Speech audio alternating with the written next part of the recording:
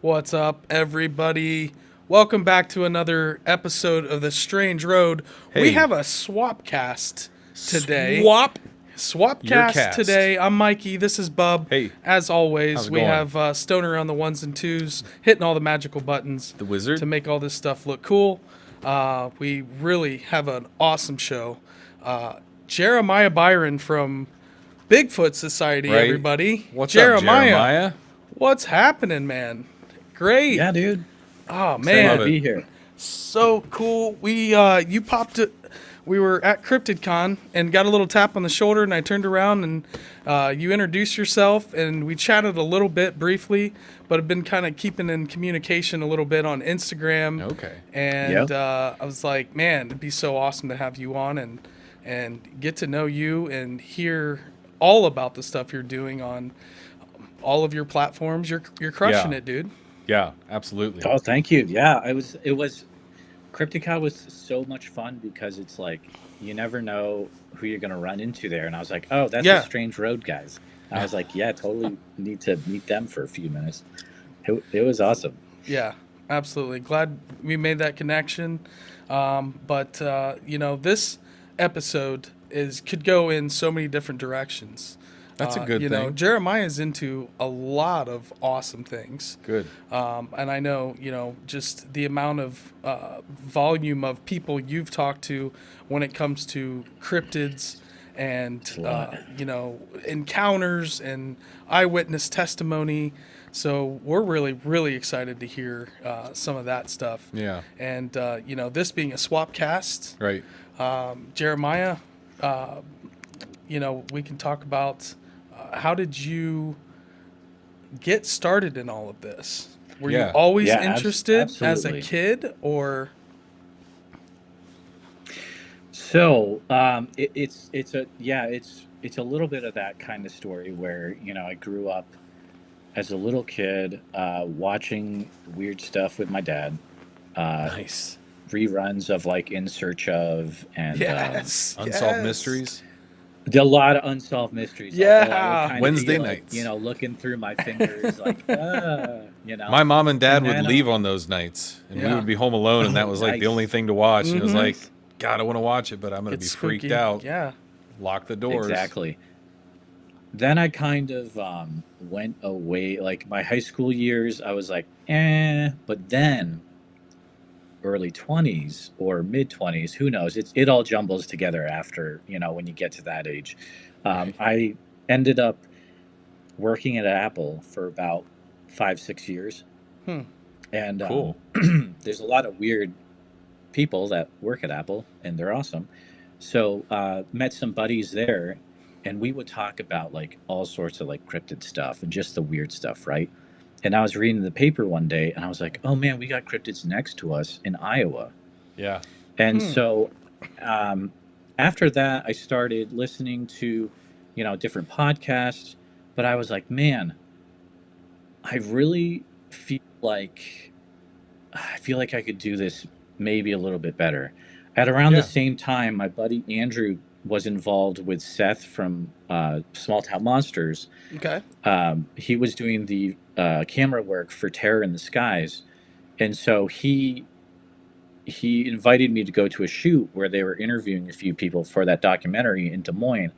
And I was like, yeah, yeah. And I figured I'd just be watching off to the side. And at the last minute, he was like, okay, I need you to pretty much be the guy off camera who gets them to say different things through your questions, and we're gonna cut your stuff out. And I was like, whoa! And this was like 5 minute warning, and I was like, Wow. okay, let's do it. Thrown And to the like wolves. halfway through that, halfway through that experience, I was like, man, I love to do this. Like, Yeah. I've never interviewed people, but I absolutely love this.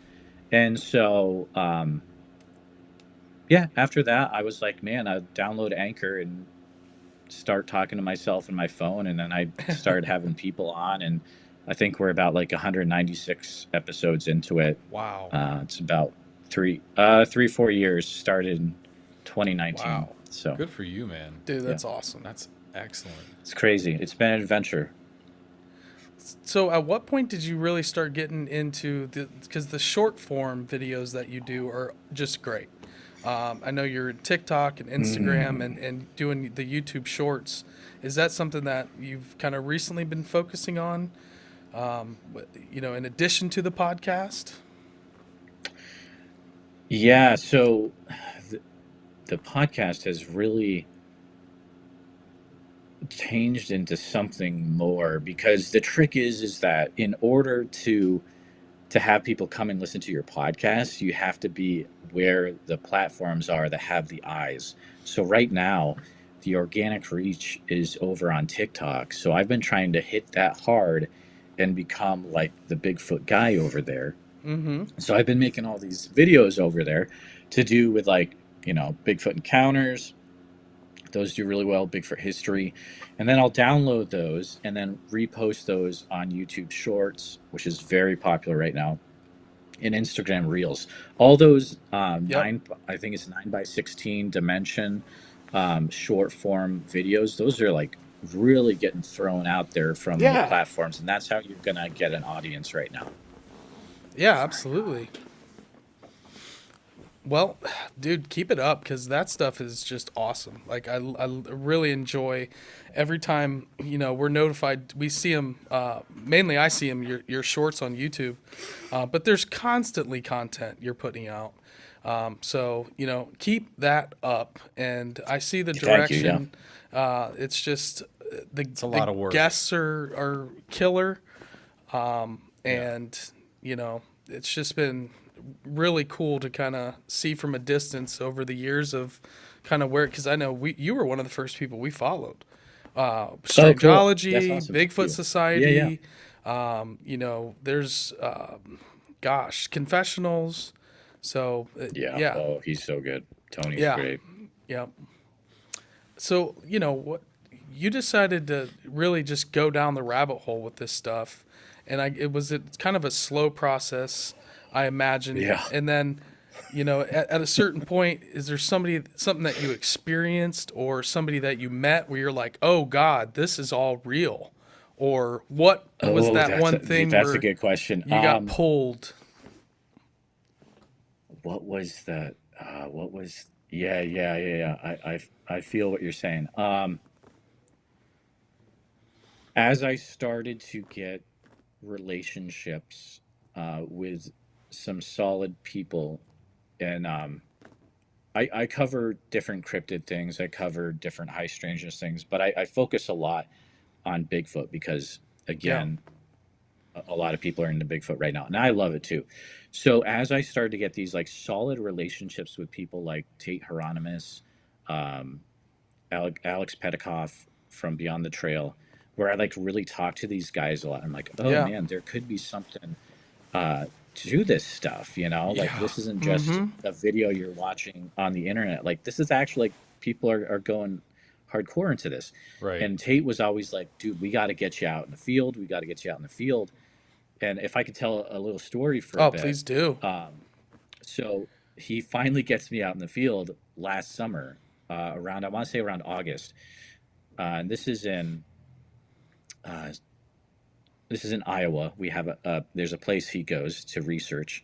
So he brings me out there for a weekend, and I've got the audio gear. He's got all the gear, and we're just hanging out in the campsite. And I'm by the fire one night. It's 110 heat index, so hot. Ooh. And I'm trying to get used to that. He's in his truck taking a nap because we're gonna be out late doing stuff. But I'm by the fire because I don't know enough to, like, I need to take a nap. I'm just hanging out. I'm on my phone because we were out in the woods, but I still had cell signal. So I was like on my phone, and all of a sudden to my left, I hear like this. I was like, whoa, what was that? And I wasn't sure if it was a knock or not. The thing about that is I didn't get it on film, and no one else heard it. But the next night, the temp dropped by about 30 degrees, and we were out hanging out around the fire. All of a sudden, 30 feet in front of us in the woods, this huge tree gets pushed over. And I'm like, Tate, was that a firework? He's like, dude, what are you talking about? There's no fireworks out in nowhere. Like a crack. Just a huge tree. Wow. Yeah. And he's like, he gets up and he's like, I'm going to start doing wood knocks against the tree in camp. I'm like, dude, go for it. So he like starts hitting the tree. Less than a minute later, we get a return knock to the right of our camp, like what felt like maybe 100 feet into the woods, Wow. and stuff was just like going back and forth all night. And we were like, I was like, this is nuts. This is actually real. Wow. Wow. Fast forward Wow. to I had an audio recorder going all night long, so I got 7 hours of audio. Nice. And when the next few weeks I was going through it, because it takes a long time to go through that audio. Mm-hmm. We hit 3:45 a.m. in the morning, and knocks start happening again, Oh my all gosh. over the place. I was like, but here's the thing, guys. You're intense? Tate's in his truck sleeping. I'm in Okay. a tent by myself. Yeah. Okay. Yeah. So that's important. So I'm in the Man. tent. This is what you capture on audio. Yeah. You capture the tent zipper being unzipped. What? I didn't leave the tent at all that night. So now I'm like, what's happening? Like, Bigfoot doesn't open tents zippers. You were asleep. But I was asleep. But the thing is that I interviewed people in the months after that actually had stories about like Bigfoot messing with their tents and unzipping tent zippers and What? unzipping food containers in their campsites. And I was Wow. like, oh my goodness, what happened that night? This is nuts. Right. So yeah, Jesus. that I would that is say- kind of where I'm like, I would say that would push you pretty solid in one direction of, you're already doing That it, but I turned mean, having that personal experience, Yeah. and even if it's just audio, it's sound, like, you're not seeing something rise out from behind, which that would be a whole nother level, but it's I still don't know how to like, handle that. how do you It's like close you're encounters of, hearing this stuff kind and back that kind and and this forth, kind of back like and forth. Bigfoot, right? Like there's close encounters of you see a footprint kind, and then there's Yeah. like the video I saw where the lady's like, I don't know what was going on, but you see this creature and their dog won't go that way, and it's like, I don't know, Yeah. there's scales to it, right? There's no one way to slice the encounter or the experience, I guess is what I'm saying, and I think each level has its own uniqueness. Sometimes it's like I'd rather just see it and know rather than, your own mind making it up too, and like not making it up, but like Absolutely. in absence of having it there in front of you, you're left going, so that thing pushed a tree over. It has to be this big. Like, it's not me doing it. It's not Mike doing it. It's not a grizzly Yeah. bear doing it even, right? Like, if you're in that area. But it's a big creature that is incredibly strong doing it. So what kind of tree are we that was- talking, Jeremiah? Sorry, what kind of tree? Yeah, Like yeah, a yeah. sapling, something that and where did Sounds it like a snap? Was it firework. at a point where it was So- pretty high off the ground of where it broke? Did you guys see the next No, day? it was imagine so it was like it was a full tree getting pushed over, like Okay. imagine like a dead tree like around this diameter. Yeah. Imagine that falling over, the noise you would hear. Like Hmm. it was 35-foot loud tree. enough where I was like, that's got to be a firework. And Tate was like, Wow. dude, no fireworks out here. This Just is correct. we're out there big time. You guys didn't So, go investigate yeah. that tree's location, did you? Like, did you go in the We did direction of not the actually, noise? yeah. Okay, I wondered if it fell over, if it snapped in half. That's a kind of great the question though. yeah. Man, that's great. I never knew that You was a gotta- Bigfoot sign. Well, they Trees bend them pushing over, right, Jeremiah, to kind of point sometimes direction or markers where they'll kind of So snap them over into Yeah, these some A's. people hold that they will make tree structures, or Right. they will actually have a sort of language by the way that you see saplings like formed in an X or bent over, Yeah. things of that nature. Like a marker. There's quite a few people that hold that. Yeah. Let me ask your opinion on something real quick. We were in All right. Sequoia National Park, my wife and I and friends of ours 2 years Cool. ago. Okay. And I know about the heat index you were talking about earlier. We were on Lake Havasu for like 3 It's nights crazy. on a houseboat, and it was 118 degrees. And the coldest it got was like 100 at 6 a.m.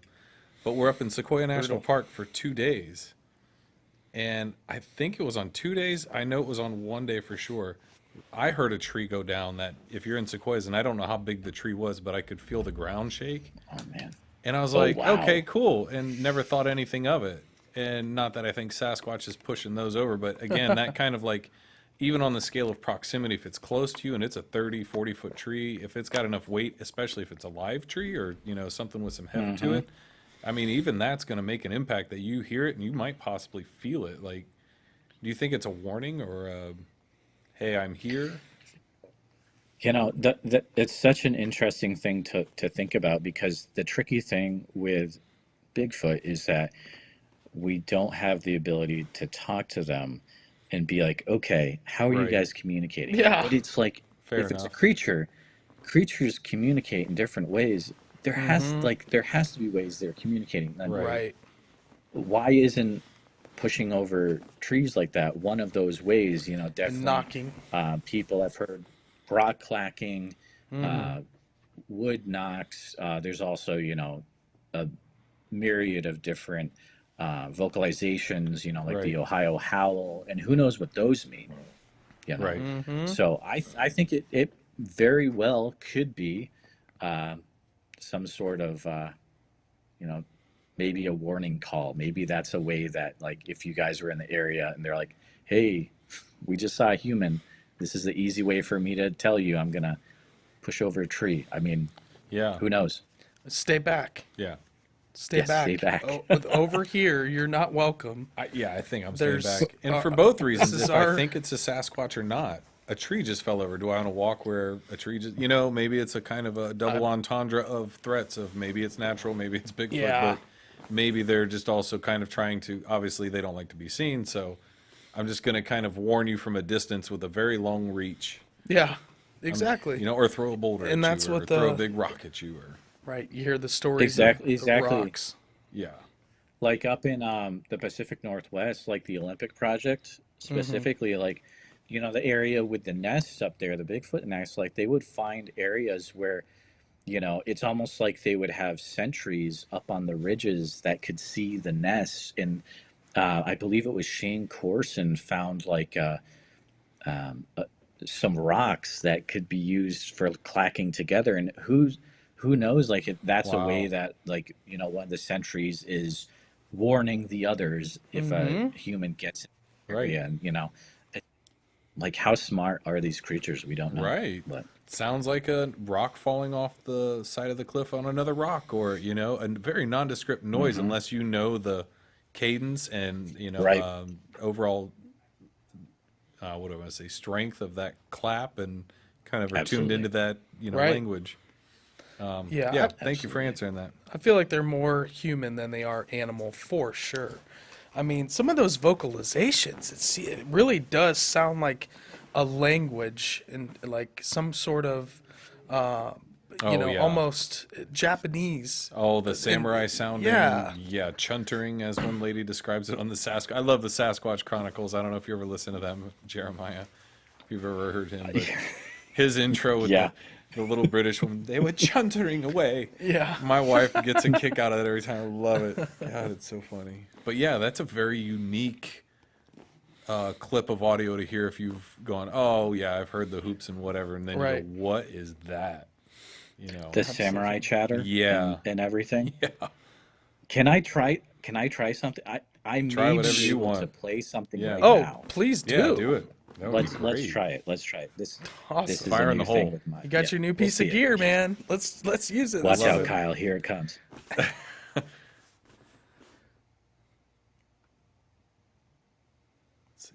Oh, you're sending it to Kyle. Let me know if you can hear that. No. I don't hear it. Okay, never mind it. Don't worry, kids. Just Google Sierra Sounds, and you'll hear what I was. There you Sierra go. Sounds. what I Okay. was- Sierra Sounds by Ron Moorhead. And, Yeah. it's wild stuff. Yeah, Cool. it is a great clip. That's Yeah, the one you're talking about. Oh, yeah. yeah. Absolutely, it is. That's great. So, so I know you're in Iowa. Now, when you're a kid, you're around that area. Ohio has a lot of legends and weird ancient stuff, and a lot of different things that, I didn't know about for pretty much until I was in my early 30s and late 20s, started realizing how Mm-hmm. much stuff was going on in Ohio. I knew Even very the little. cryptids and some of those kind of things. Now, Yeah. where you're from in Iowa, is there anything local legends? Is there any cryptids that are famous Yeah. from Iowa? Oh, totally. So, so I moved out to Iowa about around 2008-ish. I lived in Western Mass before then. So moved out to Iowa, and as I started to get into things again, I was like, man, there's more weird stuff than people know out here. Yeah. For example, the main one that people may Everywhere. have heard about is the Van Meter Visitor, which is a winged cryptid that we have. And this is in a town called Van Meter that's about 20 minutes west of the Des Moines central area. The story goes, and I'll kind of paraphrase things, but the story goes that in 1903, around late September, there was a night where all of a sudden this winged creature looked like an oversized, creature with bat wings, huge bat wings, a horn on its head that shot out a beam of light. There was a part involved where it What? was very smelly. Yeah, it was almost like you would picture a pterodactyl, right? I got a So lot of pretty much questions. this, With lasers on its freaking yeah, head. Freaking laser yeah, beams attached to their lasers, right? heads. So this creature starts messing around with Van Meter, which is a small mining community. Okay. And Oh, a one mining night, community of yeah, that plays coal in mining? later.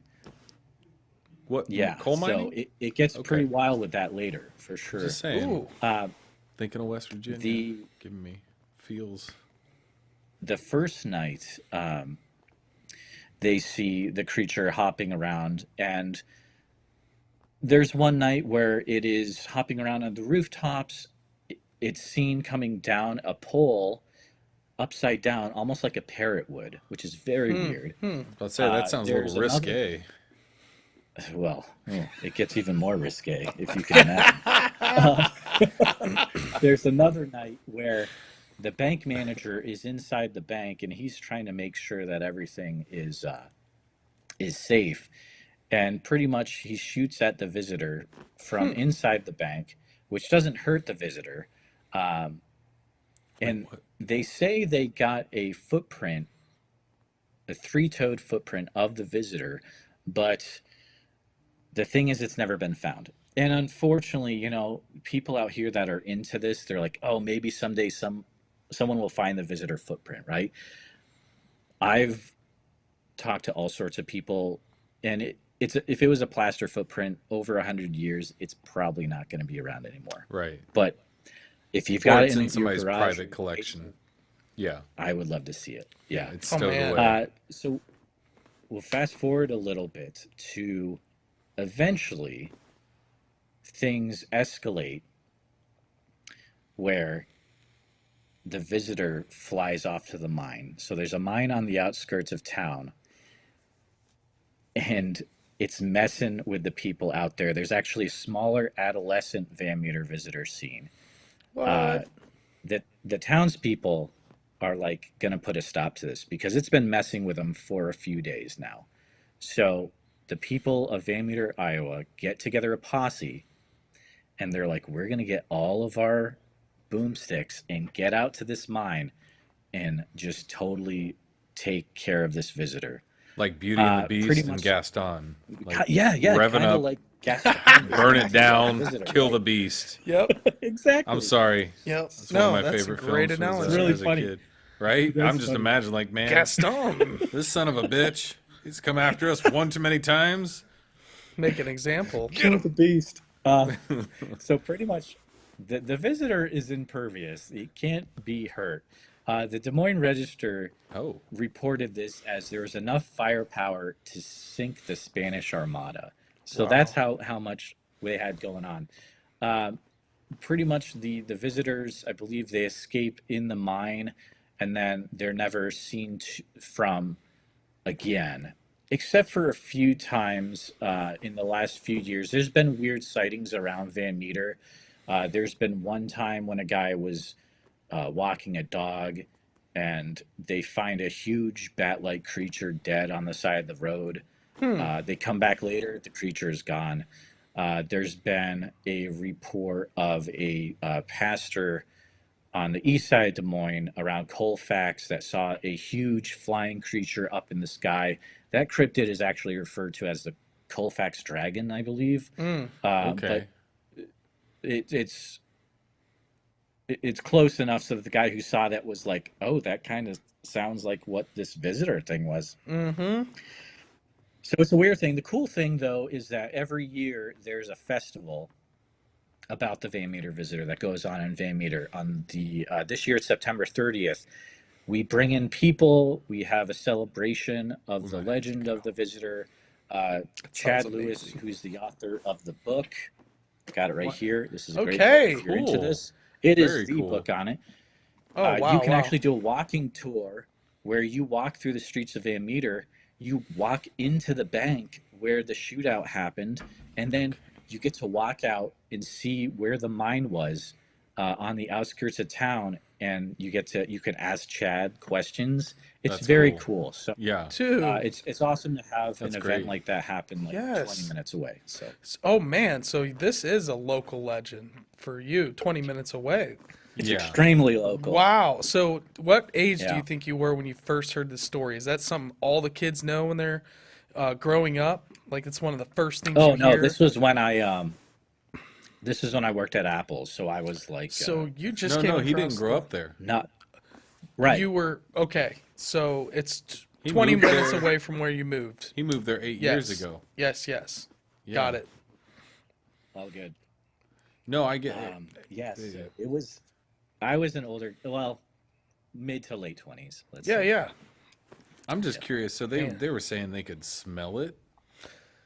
Like yeah, nasty. there were parts during that How week close are where you to it this was thing? as a defense mechanism, kind of like emitting a smell as a defense. It was very weird. Did they say how big it was? Like we're talking pterodactyl. I want to say it was like, I mean, like 7 to 8 feet tall. They were saying It's always that 7 to 8 foot tall. why you gotta be so tall, cryptids? 8 foot. Yeah, Wow. It's wild, right? It is like my fear of where I grew up. Everybody's so tall, and all the cryptids have to be too. It's just like not fair. Exactly. So I've taken that cryptid as my local regional cryptid, and I just, on the podcast, I have just totally been hyping it up. The cool thing is that that wasn't unnoticed by the people that run the festival. So Oh, cool. I'm actually helping to run the festival now, Of course. Great. which is really cool, right? That's an Absolutely. awesome It's marriage, awesome man. thing. Yeah. Yeah, dude. So I'm excited to help the community and the economy of Van Meter through that. Yeah, absolutely. I would Anything love to local go like to that is always a positive. Oh, yeah. Get people together. And Yeah, so much fun. especially to have fun doing something like that's really cool. Yeah, I mean, the Mothman Fest, we got to make it to that. Not been there, but I've been to the museum. we had Took something- myself down there. Yep, been down there, Yeah. just the I festival. haven't made the festival. But the Ohio Bigfoot Conference, Mothman Festival, there's some awesome stuff kind of happening around us. You guys are in Yeah, a good yeah. area to see stuff. Yeah. Oh yeah. Well, I've not seen anything in the wild, but yeah, there's a lot of. Well, we could. If we would wanted love to to. drive out to That's Salt true. Fork. You could. Yeah, Yep. well, I've been out there. Not there. I have been to Salt Fork. Yeah, I've been there. Got to hit up Dusty. Oh, you Roof. have? Yeah, absolutely. My wife does a lot of hiking and just takes our dog out. Oh, and wow. So she goes everywhere and anywhere that she can with him. man. But, Yeah. Oh, yeah. I'm sure. I know that That she's would be been there cool. before. That's on my list to see for sure. Nice. When's the last time you were in Ohio? Well, Have you been to the Bigfoot conference? I out here haven't, yet? no, but we did drive. We drove through it. Last year, we took a road trip out to New England, and we did drive through Ohio. So it drove right past the Salt Fork sign, but we couldn't Yeah. stop. Yeah. We actually drove right through Columbus. Yep. You were on 70. 70. Yeah. That's the vein. It was East and west. a There. lot busier than I thought it was going to be. Oh my goodness. Columbus? I was like, Columbus is That going highway is crazy. nuts, dude. Columbus is Yeah. going crazy. It's been going crazy for the last decade, but it's really hit kind of blowing up. Rick Moranis hyperspeed or ludicrous speed. Yeah. We're going I plaid. was like, get me out of there, dude. Too busy for this Iowa guy. Too Yeah. much for. Yeah. Oh man. It keeps growing. Now in Oh, yeah. Iowa, do you guys have any ancient sites, like any ancient lore or anything that temples or mounds? Oh yeah, definitely. So Okay. I will preface this by saying this is the one I know about Okay. that I've actually. We have in the northeast section of Iowa, we have what are called the Effigy Mounds National Monument. It's a collection of mounds, not similar to what you guys have out in Ohio, I believe. Mm-hmm. But it's a really cool area. Unfortunately, the time that I went there, I wasn't into the mindset of all this stuff. Sure. So I was viewing it through a different mindset. But Right. Yeah. there's a lot of cool different Native American exhibits you can go to, and it's very cool. So we do have that one thing going for ancient stuff. Yeah, and I know Iowa's had a lot of mounds, just like Ohio, where they've just gotten kind of leveled through farming and expansion of. Mm-hmm. And I know, Iowa, just like Ohio's got a lot of agriculture and, soybeans and corn, and over, 200 years they just kind of dwindle away, and they're lost they in get history. torn apart and whatever. Yeah. I was gonna say I have a fact. Well, I have an estimate for this from following Leper on Twitter. Yeah. I asked him the other day. I was like, how many mounds roughly do you estimate in North America, et cetera? He's How like, many there were? like a million. Yeah. He's like upwards of a million. There were easily. 10,000 just in Ohio. Yeah, We he's have like about- they're everywhere. Because if you follow him on Twitter, it's all he does is post picture of mound in every different state and every different location. You're like, what the? Yep. It's crazy. It's really wild. That's and wild. like Mike was saying, they turned into farmland, or they got torn down, or people dug Excavated. into them, or The Freemasons and early Yeah. antiquarians, dig them apart. they're all over it. Yeah. So, It's Jeremiah, your call-in show, how fun is that? Oh, yeah. And Yeah, I wanna hear can about you this. can you share any particular moment or person that has stuck out from that call-in show? Yeah, I want to hear about Oh this. yeah. That call. So I can't remember. I'm like 25 Sundays into this. Okay. 25 I think I was dedicated, dude. I was thinking like I can't remember why I started it, but I was like, man, there needs to be like an old art bell type thing where people Yes. Oh, I listen to the archive still. Yeah. exactly. I love it. So I was going for that, and yeah, I've literally have a Google Voice number that I'm putting out on the internet, and Sunday nights from 7:30 to 8:30 p.m. Central Standard, you can call in and live on YouTube, and then I put them up on the podcast afterwards. Sometimes people call in and share their stories. There's some weird ones, dude. Yeah. But it's cool to provide that see. space. Because a lot of them are people where they've not shared their story, Right. Right. Let's see, what would be one that comes to But they can remain like completely anonymous, correct? Because Oh, yeah. They're like, it's they audio have to- only. Use It's a audio fake only. name. Yeah, Yep. absolutely. Well, that's Yep. what I'm saying. Like some people don't recorded, want to be like, "Hey, I'm so and so." They just want to Yeah. be like, "Hey, look, I saw something that was weird. We had Here a you go." Dogman encounter video that we did where our buddy, we changed his voice and identity. He wasn't comfortable coming on, but Dogman encounter, like pretty close on the coastal Wow. Carolina, near in between basically like Wilmington and Surf City, coastal North Carolina. And it's kind of swampy, boggy, tons of deer, tons of wildlife. And 4 people saw this creature. And so, that was, Wow. I would love to do more of those kind of Yeah, and I didn't know about that stories. happened years ago. I was Yeah. like, it's like a Christmas present you forgot to give me, or what? Yeah, he just never. Exactly. What the Kim- hell's wrong with you? Kim was terrified, and I had to beg them to, basically bring it on. Like, I want to know the story. Wow. Yeah. That's awesome. One story that I can remember, a guy named Burton Moran. His YouTube channel is Local Legends with Burton Moran, I believe. It's a really good channel. But he would call in from South Dakota, and he was telling me about how in the past they've seen a giant owl.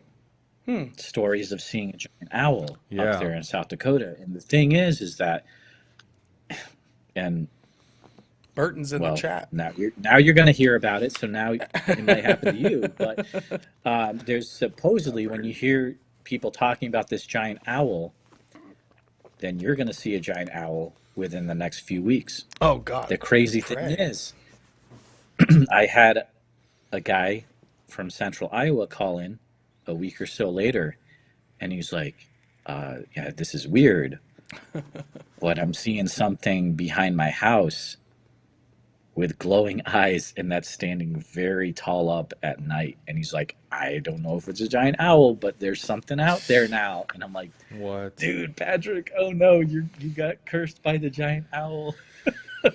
So Bub that's just hopes one, that happens that's to just him. one Yeah, that'd be thing. great. Yeah. I have a second floor balcony. Come land. You know what? You have a great Yeah, owl exactly. Yeah. viewing deck. At I your know. I house. wanted to build like an attraction platform Yeah. to put meat up there and stuff for him at night. But I always joke, man, that my wife, living with me, and I'm the one that wants to see the UFO and the alien and whatever. And like one day I have this dream that, I'm going to see that UFO and that beam of light. And I'm going to run down there and they're going to be like, "We're here for her." And I'll be like, "Yep, makes sense. Go ahead. get to go Let on the her ship." take the interstellar trip. Don't let me go." Yep. There you Here go. Here Yeah, with the dog. contact. Yeah, but if he could land on my yeah. deck, we could hang out there. I've got a little porch, fireplace for him. This big owl, I'm down for it. I've got snacks. Just don't eat my dog. Yeah, So- leave the pets out of this. Well, he kind of looks like a little hot dog, so he's kind of asking yeah. for it. Oh, Exactly. so he's asking for it for sure. Yeah. He looks like a little sausage. Have you ever been invited to come and investigate from any of these folks that are reaching out to you? Like, Yeah. hey, we have this active thing happening. You should come out and Do some field work. and do You know, some I field haven't work. actually. That Yeah. would be kind of cool though. Yeah, Yeah. I would be into that. That would be cool. And I think that's just part of, as my name gets out there to the everyman community, like the people that are into weird Right. stuff, like they know who I am. Right. But like, I'm not to the level where it's like, "Oh, I saw a Bigfoot. Maybe I should try to contact the Bigfoot Society guy." Instead, they're thinking of like, I should try to contact the Finding Bigfoot guys, Right. Right. So maybe someday, I mean, if someone contacted me, is like, "Hey, I've got something going on in Iowa and I want you to check it out." Like, dude, I would totally be up for that. Like, Right. yeah, that'd be great. But not yet. So, I would be up for it, I think. I would. oh yeah. Oh, man. I would need to go strengthen so cool. numbers. It couldn't just be Yeah. like me and one other person. No, Like, no, no, no. we're going to need like 4. You would maybe have 5 so that I could be No, the no doubt. fastest one, hopefully. the one that doesn't get abducted. Put on my outdoor cross trainers, wearing a sweatband as I show up. jeez. Like, And then ready? You're on the next Politis documentary. He went missing. He got separated from his friends. By the way, we love David Politis as well. Not making fun. They love his stuff as well. But The new yeah, doc That's right, David was Plays. solid. Come on down. oh man. Yeah. Strange road, David. Like I said, he was supposed to be at CryptidCon, and I didn't realize that until Mikey know. had said it. And I Oh, was I like, I'm know. glad you didn't tell That me would've been sweet. beforehand. I would have been heartbroken even more than I was, but it was easier to kind of be let down at the end of it rather than the start. But it was still That's great. true. Yeah, Yeah. that's true. Yeah. Uh huh. But yeah, I There's don't some want to go good missing. speakers at that conference, though. It was so good. Yeah. Yeah.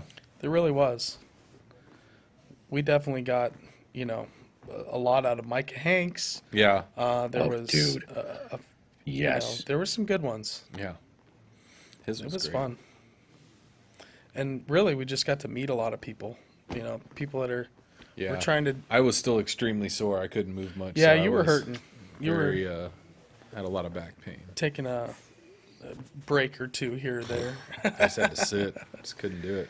Oh, I hear you, dude. I was just tuckered out, but it was so the best part for me was definitely meeting people that you'd been talking to online, and like Right. there was a Sunday night after the conference where a group of us were just in the bar talking for like 3-4 hours, and it was Yeah. like That's it. people like Seth Breedlove, Alex and Eli from Beyond the Trail were there, Mark Murcell, Tim Halloran from Bigfoot Influencers, like all these, Oh yeah, you know, He's a cool cool guys in the community, and just be able to like talk Bigfoot stories with them Yeah. one-on-one is, Yeah. well, you can't do that any other way, you know. Right. No. oh absolutely. Well, and get everybody It was there cool. at one place to kind of just hang out afterwards, Yeah, exactly. and unwind, and those are the best stories too, right? Like that's the stuff where it's like, well, I don't have it prepped, but you know, I haven't worked out this story yet, but there's a lot of kind of, I don't know, unknowns in those conversations that come up, and you're like, I've never heard that before. That's awesome. Yep. There's a lot of connections that are made through conversations like that with different people that normally don't talk to each other, and that's a really cool part of it. Right. It's the connections. Yeah. Dude, such a good time. Such a good time connecting with so many people out there, and we just showed up with a bunch of stickers and stuff to give away, and just kind of, you know, saying hi to people. And Yeah, basically just trying to say, hey, we're out here. We're kind of trying to do this too, and we appreciate what you guys are doing. And No we booth. hope to. we didn't have Yeah, anything no. like that dialed in. It's like No, we're gonna go have I did fun hear and Same somebody- here. hang out. Same Yeah. here. I did hear somebody That's at one awesome. point. I was sitting there, and Kyle and Mike had gone somewhere, and Mike, we had stickers everywhere, like on the computer. And I just remember hearing a couple as they walked by, and they're like, "Oh, hey, look, there's some more of those Strange Road stickers. Oh man, I've seen those." It was like, "Oh man, Yeah, because we that's gave great." away like 100. He just walked up, that's set them awesome. down on a Stickers. tabletop, set them down. Oh on yeah, a I got table, tired of walked handing up. them out. I was just setting Yeah. them down on tables. Hats, whatever dude. he had that he could, you know, put out there, which is great. You know, again, like, yeah, you know, we want to be able to get people to tune in and be able to see what we're doing, and again, hopefully give us a waypoint marker of yay or nay. Do you like it? Do you not like it? Like that's fun. Yeah. And I think we're all kind of shocked just by the overall response already of, you know, people that watch it or tune in on Spotify or whatever podcast. Are like, "Man, Anybody that was that's great. tuning Like, we in really right liked now it." to the live stream. Yeah. What's up, Totally. everybody, and Yeah, welcome. I don't even think I don't think about it because I'm thinking about it in the sense of, yeah, we're doing it live, but I don't really like. There's a lot of different layers going on Yep. at once to be aware of mentally, right? Like when you're doing these shows. And Yep. As far as I can see, all I see is Jeremiah and you. Like I know it's happening, but to not have it in front of us makes it a little different. But I think Yeah. helps keep the conversation a little bit more in front of us. And we're going to get some of the stuff where we can integrate when somebody tunes in or subscribes, or Oh, and absolutely. then I we can want have that some interaction. things Oh kinda yeah, pop up. yeah, Yeah. that stuff is cool. Yeah, We're well, still in beta mode in And a like lot of ways. like you're saying, but you're opening yourself to all kinds of resources of people to talk to that you're just like, Yeah, that's what the- did you say? been the Oh most wow, fun. I've never heard that story. It's great. Like that story from the Twitter follower Twitter guy I follow. yeah, His story about the Native Americans, like I had no idea. I'd The never heard that in my Havasu. entire life. It was great. yeah, But there's just so much out there that you can't be aware of all of it at once. right. Right? No, There's you just really too can't. much. So You really cannot. Jeremiah, this being a SWAPCast, I think I'm going to hand the reins over to you, brother. Is All right, there, bud. you know, this right, is, Mikey. you are now the host in a way. All right, let's see what happens. So, the questions, you know, if you guys both have answers, that's cool. Or if one Yeah. of you has an answer, the other, Oh, sure. you know, we'll Sure. just be whatevs. Yeah. But first off, so this is more for me. I'm curious. Define what's a strange road? What's the deal with We get this- what's the we get story this We've a behind lot, been it, on guys? one. Yeah, so that's kind of the metaphor. Daniel Boone is, National Forest. We've been on it. You know, on We got lost on it. from, you know, where we were 20 years ago to 10 years ago to like the path to get kind of You in a look back, you're place like, where "Man, it's weird we how I got here." are kind of pursuing our passions. Yeah. And Okay. and getting to a point where we're doing this podcast and trying to create things that we're passionate about, that Right. we're interested in. We've made a lot of really amazing things for clients and other folks over the years.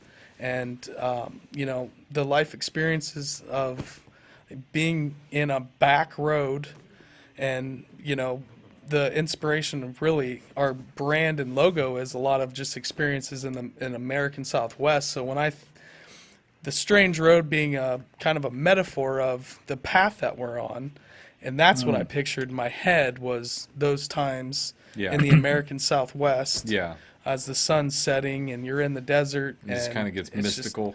and you know, there's some Dropping to definite Albuquerque. interesting experiences that we've had as a crew in Sedona, and Bub and I. Yeah. Okay. Yeah, I was going to ask you. Yeah. So, Wow.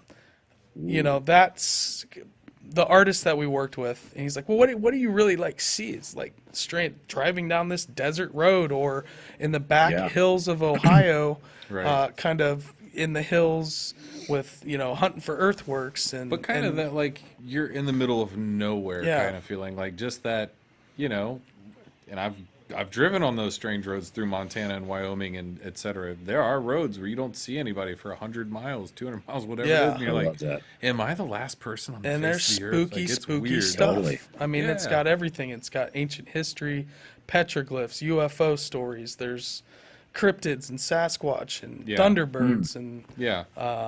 you know, we went on a Earth Wisdom Jeep tour back in 2010 and got Sedona. smudged on top of a Vortex by this guy, Kevin, that was fun. played 2 different Native American flutes and kind of just took us on this tour was supposed to be like 3 hours and ended up being like 7 because he was just having a great time. It was He's really like, dark. I don't really get to do this Yeah. with people that are into it. He just like got you to- guys, You are guys are having into it. you Yeah. guys are having a great. Usually it's like a, you know, some rich people from Beverly Hills that are, Okay. you know, wearing crystals around their neck. I And feel like by the they're end of it, just he wouldn't even like, like ask us anymore if we wanted to. He just At kept first, he was like, taking us "Hey, different- I don't normally, but would you guys like to?" Oh, and by the end of it, he would just kind of go, we're doing this. and we'd be like, "We don't know what Kevin's doing, but we're down for it." And, you know, and he Yeah. pulled out some medicine wheel cards, and you know, kind of, Oh, wow. you know, I remember at the time, like Mike says, a lot of times when we talk about the story, you know, him just having this very like on the nose draw from those cards where he just each of us drawn cards. He's just like, "This is so freaky, man!" Like this is We were weird. reading the like, cards out loud. He's like, and they're he just was- too close to what you guys are talking about. Like, because I was moving to California for a travel nurse position at the time. It was a Okay. time of change. Yeah, and he For was just sure. pulling this out of these cards, basically, and Shifting. like, I mean, what he read for Mike Interesting. wouldn't fit for me. Well, let's put it that way. So it's not like your horoscope where it's just this is gonna catch everybody. It was like way too on the nose. Like it was cool. It was weird, and it freaked him out too. That's yeah. when we kind of were Yeah. like, okay, this guy's he's more excited than we are Yeah. almost. Like Yeah. he was totally, Pleasures so- all on this side of the table, Peter. yeah. So did you actually walk into the Vortex area then? So we went to a few different Yeah, ones. because we got out and he was like, Okay. "Look right there," and you could see like a line in the ground, and then there would be a juniper that was just Yeah, you can spinning as it physically grew up. see. and the other junipers are just like bushes, and these would be It like was spinning? the growth of the root. Yeah. The plants would be bent over or like Oh, it was like growing in a certain way. in a yes, spiral. Yes. Wow. So they It was actually, Really? Vortexes as they he put would out show that us energy. the what he called a ley line, or the Yeah. spots where you can actually see these cracks Yeah, yeah. in the bedrock. And Yeah. then he taught us how to. Really? Basically, Oh, what yeah. you do is you just hover your fingers over top of that crack, and you just kind of start to feel maybe a sensation, Little tingle. and you're connecting to it Yikes. in a way. So we were just open-minded, going, "What's going on here? This is." And Bub was totally Yeah. not expecting any of this, and neither was I. I was just like, "This sounds It was great. on a way. He saw Jeep Wisdom Tours, and I was like, That sounds "Hey, awesome." my best Let's friend do is it. driving across country with me the day after New Year's, which is New Year's Day. We get there, and I'm like, "Hey, man, whatever you want to do. We're in Sedona. I've been here before. Whatever I you want to booked do this while we're here, tour. let's go do it." Yeah. And he's like, "Cool, Nice. we're gonna do a Jeep Wisdom Tour." I'm like, "Hell yeah, we are." Yeah. And it turned out, that's kind of one of my favorite things. I'm not a planner. I'm a very Okay. much like in the moment. Yeah, that sounds great. For the most part, why not? Unless, physically I couldn't Yeah. do it. Yeah, I'm down for pretty much anything. But it was cool because But it he was showed us awesome. the science of it too. That Yeah. NASA had been studying and found it. Oh, yeah. Was scans in the 1950s when they were doing Yeah. starting up the space program, and Yeah, that's it's when they not kind just of woo, realized that it's electromagnetic legitimate. force was there, and then also showing us right where those cracks are. You follow it, and it hits this juniper, and it's just growing in this perfect spiral. He We would saw go him right there. in He would spot it and 2021. just point at it and be like, "Look right there," and you'd be like, "How the hell did?" And you just see it, Yep. and you're like, "That's Wow. crazy." In 2021, we went to Sedona for a shoot with David Lone Bear and his team, Ancient Echoes. Clifford Mahudi was supposed to be involved, but he ended up getting sick, which was kind of sad. Yeah. But we had a day where we just went around and hiked and went to Cathedral Rock Vortex. And again, you see the big, giant cracks leading, and you see one that goes right into this middle, this perfect juniper. It's so beautiful. And sure enough, I go, there you go. Yeah. Showed the guys. I'm like, this is what I'm talking about. So even there. the last time I went, same exact thing. Saw the spiral junipers again. Yeah. Well, didn't Wow. Kevin say on our Jeep tour that he was like, "There's a lot of Hollywood celebrities that live out there Robert De because Niro, because Al of Pacino. the In energy that Sedona? comes out of the Yeah. earth." Yeah, Really? De Niro's got a house there. Yeah, yeah. Oh, wow. Well, and even like Tom coming on, our last guest we had in that we did our live YouTube show with the Strange Road. He came in. He talked about Serpent Mound and the impact crater. I don't know if you're familiar with Serpent Mound in Ohio. Oh, yeah, I know a little bit of that. Yeah. It sits in an impact crater, Oh, right? really? Yeah, that was hit I by didn't know that. Okay. yeah, like what do you say, 300 million I years think it's ago? 27 million, but yeah, No, a no, long no. time ago. He said, I think it was more than that. I don't Like a long time Millions ago. of years ago. Millions of years ago. We'll have to look It's at a the lot. tape. Anywho, Right. Way, but yeah. he said when that impact occurred, all of that displacement of the Earth in those layers, all of those different layers of strata have a different charge, positive, negative, etc. ions. And so it changed all of the charge in that crater. And so like it also there's a fault line that goes through there, and just Yeah, like there's the energy that comes all out these of there, different things. The new fault cars will line- just stop running. So the meteor hit the fault line, Yeah. and then there's all of this basically like breccia. So that's got like chromium, all these different metals in it. Yep. And that's when NASA showed up at his rock shop and was like, hey, we're here to study the crypto explosion, which they thought it was from underneath the Earth. Nope. It turns out impact because crater. of this breccia that Tom helped them find, they went in and analyzed it, and it's all this space material. So Oh they my knew goodness. then that it was a meteor impact, when for all these years, up until the 90s, they I realized thought that it was an explosion. it wasn't outwards. a crypto explosion or like lava or a gas pocket underneath the ground that blew up, that is actually a meteor impact from above. And this is in Sedona, you're saying? No, this, This is is in Serpent This Ohio. is in Mound. Ohio. Yeah, This this is is the we've impact been there a crater. number Wild. of times, but yeah, it's so he was talking about the energy flows that come out of that and how new cars will they'll stop running. They'll Batteries just turn die. off. The alternator stops running. He said one day there was a derecho and a high wind came in, and he sits right by the fault You don't line, mess and with it's those. literally down the middle of the road. And he said they Yep. saw that derecho come in and lift that from the fault line to the power lines and transfer it, and it melted the power lines. He's like, we watched it happen. AEP came out and said, "You're on a fault line. That's why that happened." The power company told them. Didn't even blink an eye at it. They're like, absolutely, that's what happened. Yep, and it's not some paranormal thing. It That's just a real AEP's phenomenon. confirming this is why Yeah. all these lines just blew. You're on a fault line. in That an is impact crater. wild, man. Yeah. And those ancient people built this ridiculous, unbelievably advanced structure inside the crater. Yeah. Huh? At a high point, up on a plateau. So I got to ask you, what do you think is in the mounds you guys have out in Ohio? What Well, do you got going on in the there? thing is, there's so many different kinds. There's burial mounds, and then there's mounds Okay. that are like from intrusive people that came Intrusive later. burial, yeah. So they would dig down into existing mounds and bury their dead, and they were probably Like borrowing some space. a culture Yeah. We want to build our own. that Okay. came into the area much later. and wanted to revere their dead by putting them inside these more ancient structures that were already there. Kind of emulating them. Yeah. So some of them are burial mounds, but that's what people think of when they Mixed think of a burials. mound, that there's a most of them are these earthworks. So Yeah. the big difference is the earthworks most of the time don't contain any bodies inside the geometric patterns unless it's a mound inside of a circle that was meant for someone from high regard.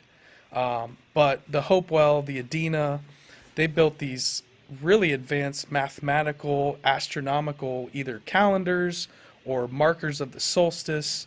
There's moon calendars that are octagon shaped that track the 18.6 year lunar cycle Yeah. from front to back. That's Wow. in Newark. That site as a whole takes up the entire city of Newark, Ohio. Yeah. So- It's a big Man. earthwork. There's so many. There's a few different cultures, like Bub was saying, the intrusive burial mound culture, the Fort Ancient, the Hopewell, and the Adena, which some of the nomenclature is right now being pushed kind of being to reworked. change because Hopewell's actually a gentleman. Owned a farm. It's a Confederate soldier that owned this farm where this Hopewell mound was found. And so they named that culture after him. Right. The Adena. That's yeah, weird. Yeah. so Right. the Yeah. names are They don't fit the because culture. because here's the Yeah. thing, like the Cherokee, the Shawnee, they're descendants of these people, but most of the tribes will say that, hey, these were here before we ever got here, so they're older than the kind of modern day tribes that were in Ohio. Right. And so that culture is lost. It actually is a lost civilization. Nobody knows who they were, what their actual names were. So Adena culture was Right. It's just a name we ascribe to Yeah. them, or whoever came along and built a house there. early that, archaeologists. Oh, this is Justin's Like the mansion. Justin's people. Like, no, I'm just a farmer. Thomas Worthington's mansion Yeah. in Chillicothe, for example, was called the Adena Mansion. Right. So there was this big mound on his property, They're and the so Adena people. they called that the Adena Mound. Therefore, the people that built it were called the Adena culture. Yeah. So it's just this guy's mansion Finders, keepers, in losers, Chillicothe weepers was real is back in how the day. they're named after. Yeah. And then wild. Fort Ancient, there's Yeah. a site called Fort Ancient, but doesn't have anything to do with the Fort Ancient culture. It's Right. all very, very confusing. It's like been that way for, Yeah. over 100 years. But the first book ever written by the Smithsonian was from two guys from Chillicothe, Ohio, that went around and documented and surveyed Yeah. mounds all over the Midwest, going all the way to the Mississippi River. And so ancient monuments of the Mississippi Valley is kind of the 1840 when these things started getting hardcore documented. So Yeah. But they were definitely seen and known about before then, but really Lots not of- like put together in a kind of a collection of study, right? It was Yeah. like a newspaper article or yeah, Farmer X found this, or there wasn't professional archaeologists. Right. People were just digging them up. Freemasons, doctors, lawyers, people that were, former Confederate soldiers. just enthusiasts in general Yeah, too. just, People that kind of knew after the word got out. Indiana then. Jones type Think if there's a guys. million of these things, conservatively, putting an estimate on it, they're kind of common back when you first got here because there were people that were living here. And people were fascinated when they started moving into Ohio. It blew people away because they were seeing along these river systems these incredibly advanced geometrically, mathematically. Back then, they didn't realize how mathematically and They and didn't understand what they were geometrically Yeah. perfect, and actually had ratios of phi and pi and all these different mathematical principles encoded into them with all these solstice alignments, equinox alignments, planetary alignments. So it's like, whoa. I mean, that's the Mayans, the Egyptians, super advanced cultures were tracking these type of solar happenings and planetary movements. Yeah. And Weren't it's, they also digging up like giant bones at Yeah. times? We've done some we digging believe into that, yeah. that to be the problem is you can't prove it. There's no bones. Right. Well, there you are know. bones. Yeah, probably, They're but there. I We don't just know where They're in they a went. museum that we don't know about. Let's Apparently- put it that way. No, I they're- asked Leper they're about in the this East too. River. Yeah. I did ask Leper about that there's as well, dump and he pits, hit me according back to and he Jeffrey. said they did pull some skeletons out at, I think he said Really? Serpent Mound or some of the mounds that were 7 to 8 feet tall. Oh wow. He did admit that? I have it in Twitter. Whoa, how are you just telling me about that now? I'm glad he did. And There's now a it's lot on of- the internet. Big Well, time. that's because Jeffrey Wilson has worked with the postcard that was in the Peabody Museum at Harvard. Right. He found the postcard and was able to, There was a from skeleton scale, from the knee up. find out how big that skeleton Yeah. was, but there was no lower leg, so if So they it had was to find scale and the figure it size out. and- was at least 7 feet tall. But they have a lot of this stuff still on hand. It's just not displayed. And I mean, that goes for, Sure. Yeah. I would say, a bulk of Native American artifacts in general, because there are millions, They're in probably Europe. upon millions. But you got to think We what an don't even artifact is: have- an earring, a bracelet, a this, a what. The There Chicago are- World's Fair and the Chicago Yeah. Museum. Yeah. The Chicago World's Fair actually had like thousands and thousands of Hopewell artifacts that they are Really? now in the Field Museum, but for the that famous huge Chicago World Fair where they unveiled all kinds of, I think that was the one Was that where they lit it up? where like, they with light bulbs? that was in New York. But one of the turn of the century World's Fair that they had, all those artifacts were brought there to be on display. So unfortunately, Ohio, we don't even have the artifacts of these wild. people. Oh yeah, yeah. They're in gone. Harvard. They're in They're in the Chicago. Peabody Museum. It's just wild Yeah. that you can go to Ohio History Connection and they have some artifacts there. Yeah. There's this mica hand. There's really interesting copper jewelry and copper art Yeah. that people have found, and it's just really advanced artwork and geometry and mathematics. So you can get so far deep into it Yes. because Serpent Mound is like highly just one contested at site. the moment too, and is kind of a hot spot of topics. Mikey brought me down there years ago, right? Like, I don't know, 6, 7 years ago. It's been a long time. But when I was like, why do I want to go to this? And I was like, okay, cool. We'll drive a couple hours to. It just didn't click with me at the time. I wasn't really in that phase of life. I think Right. in the job I was in, I just didn't really care about much because like I just want to get to the next day and just not be mad about today and whatever. But got down there and kind of check it out, and then he's gone back a number of times. I've been back a number of times, but it's just grown and grown in notoriety here lately. But yeah, the mound itself, and I mean the alignments. If you follow the bends of the serpent and stand at certain spots on certain days of the year for the solstice and equinox, when you're standing at such bend, it rises right there. When you stand this way, Really? it sets Oh, right yeah. there. Oh yeah. Oh yeah, it's That's aligned to intense, true dude. north. It's sitting in this highly charged, energetic area of the world. Like, again, I mean, On a it's fault line. it's a wild, wild place, and I mean, it's really interesting because again, it's been such a I won't say a secret, but just not very on anyone's radar until. I mean, it was on Ancient Aliens a couple Yeah. years ago. I mean, And the alignments really just came in really the 90s. This couple that were dowsers spent a ton of time out at Serpent Mound just Right. tracking to see if there were amateur any, couple, right? Yeah, They weren't, they were amateur archaeoastronomers and Yeah. dowsers. but since and they so- weren't credited. Yeah, but Jeffrey really, really believes in the research that they did. Same. A lot of people pull from I'm saying that. they don't have the card. They're not in the club. They're not an actual. They're not accepted. Yeah, sure. Gotcha. The accepted officially narrative. such and such. The official narrative is that there are no certain alignments that they found that they don't agree with, but there are markers out there with the equinox, sunrise and sunset, It's really cool if you check it out. I think you'd like it. and Jeremiah. moon It's rises and wild. moon sets. So there's moon, there's the sun. Some people say Yeah. there's connections to Draco and Cygnus and other constellations.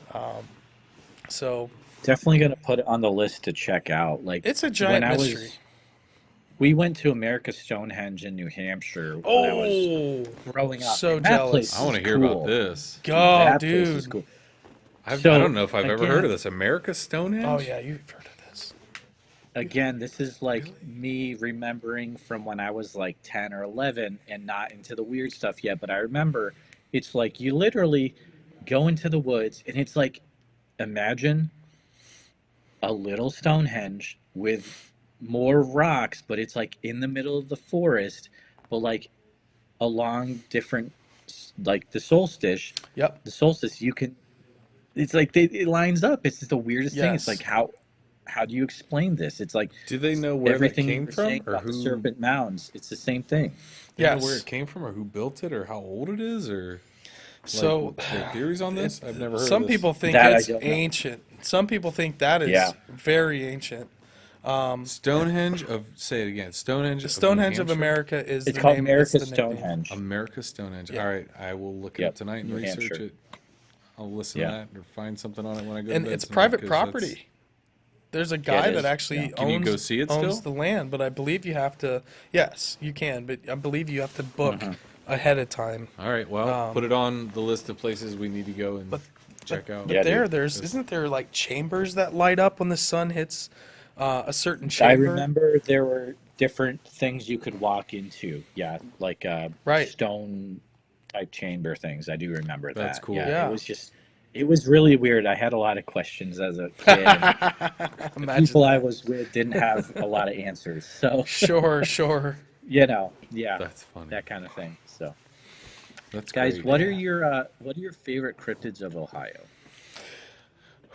Loveland Frog for me. Mikey loves. I love Loveland Frog. Is it it's the wand and the. It's just the whole He's like a.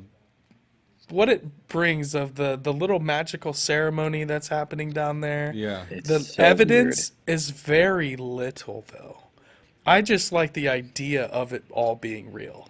Yeah. That's fun to me. weird. Right? Now, Right. obviously the most probably reliable, the Ohio Grassman Minerva Yeah. monster.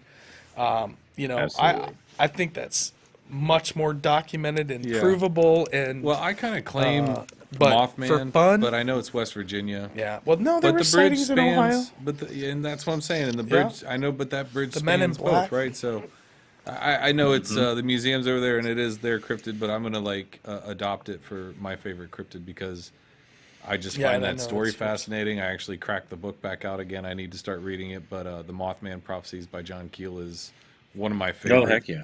Oh, it's so good because I said the movie was great, right? But kind of conveyed the overall just weirdness that was going on to a certain degree. But they didn't get into the UFOs surrounding all of it, the Men in Black surrounding all of it, all the strange stuff that happened to John Keel, like phone lines that weren't his that were in his name, and oh, your secretary took a message. I don't have a secretary. Like all this weird stuff that followed him forever. Very like weird. that little clip in the movie where they're portraying him with whatever the guy's name, I can't think of it now, but he basically says like, well, you noticed that they're out there, you noticed this thing and didn't notice that you noticed it.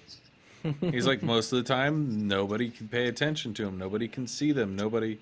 So he's like, it's kind of he kind of had a spooky tone to it, like, it's not a good thing, but I think in that essence, maybe Mothman. Maybe if it wasn't a benevolent entity, I don't know. But There's so much to it. there's Injured so much Cold surrounding and it, the right. TNT area and the Men in Black that show up and You they're can all get really deep disjointed. into the lore of Mothman. And Yep.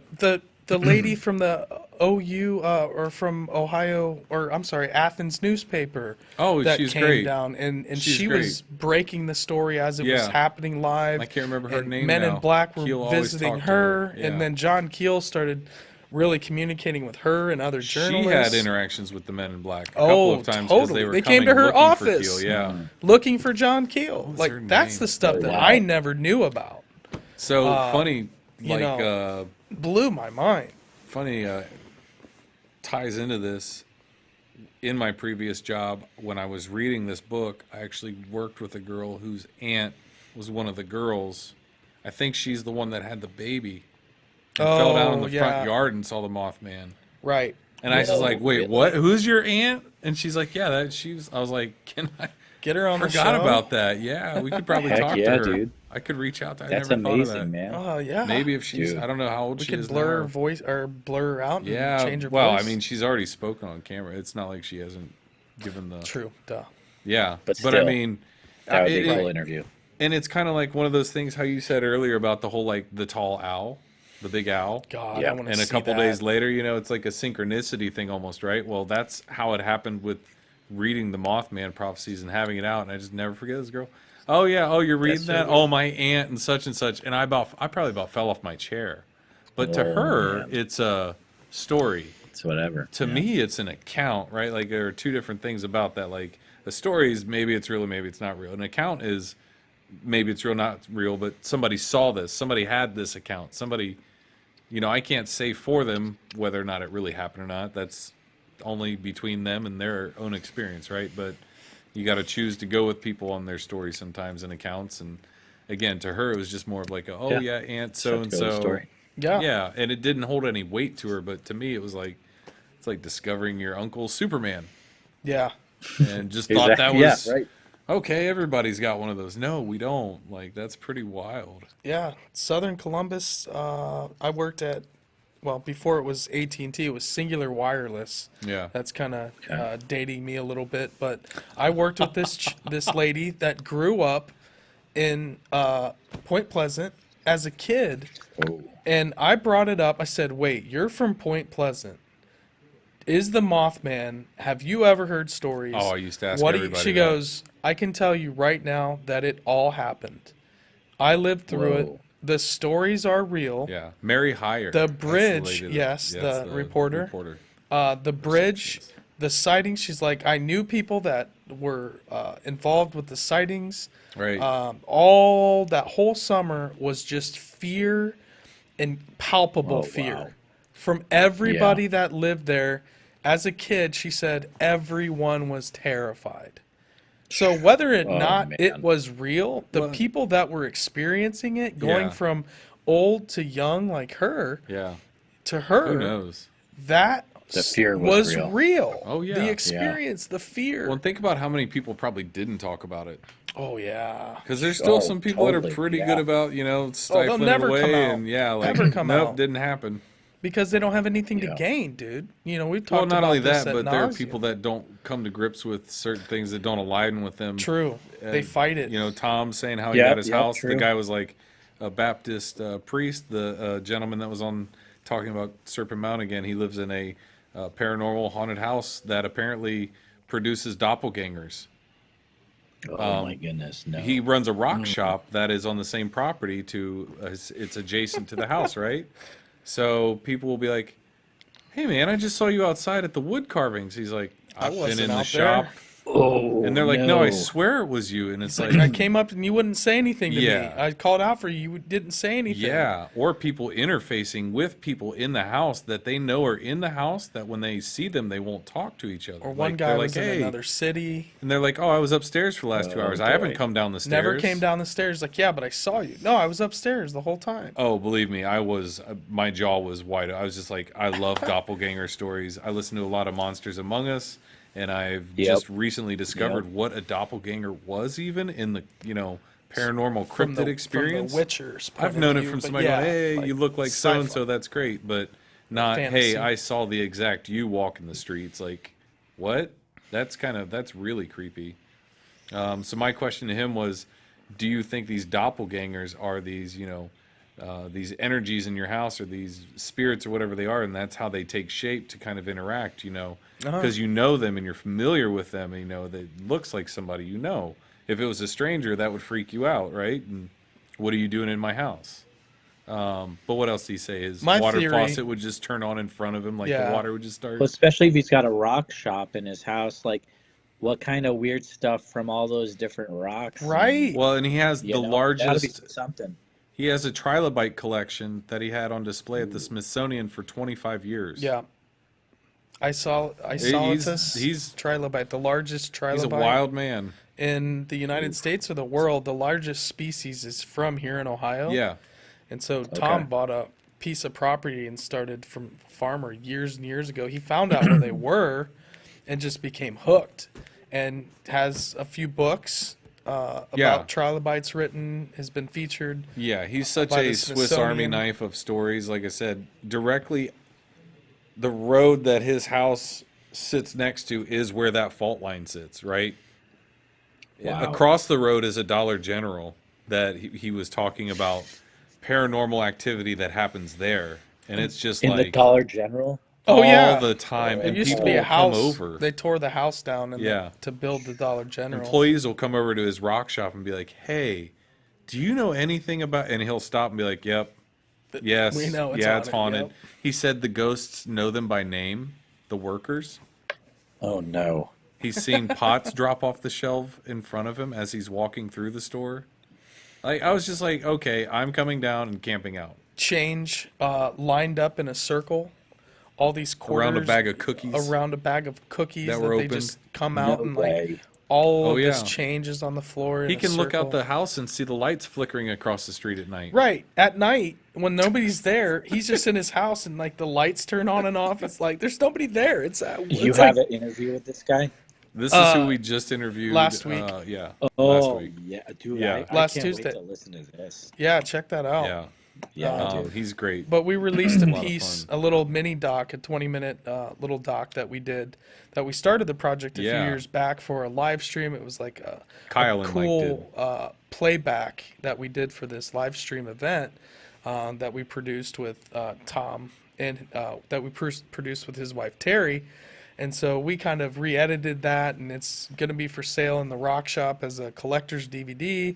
We released nice. that, and then had Tom on to kind of promote that coming out. Yeah, and just talk And about just in hang general out and have some conversation. And He'd done the tour for 25 years yeah, the Impact and has Crater never, Tour. I guess, put it to Wow. paper or media. It's never been captured, so he's He's been just doing the guy. kidding? No, The- he's just the guy that knows it. So people are like, go to the rock shop. book a tour with Tom.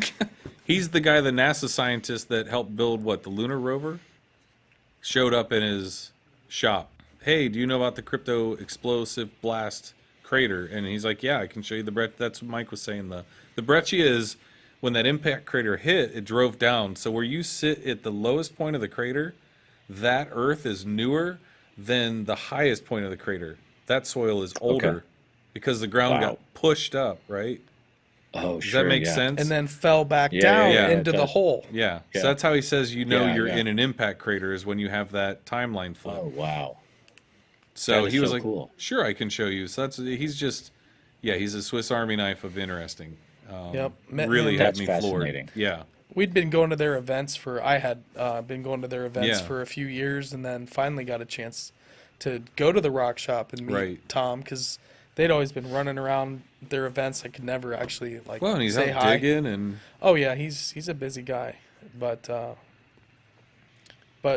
he got started digging them because quarries used to be open to public, yeah. and people you that could wanted go to find dig. these strata, layers and get into them. And he was a kid. He found fossils as a kid and stuff. And then as those got shut down because they're a safety risk, right? You could fall in, etc.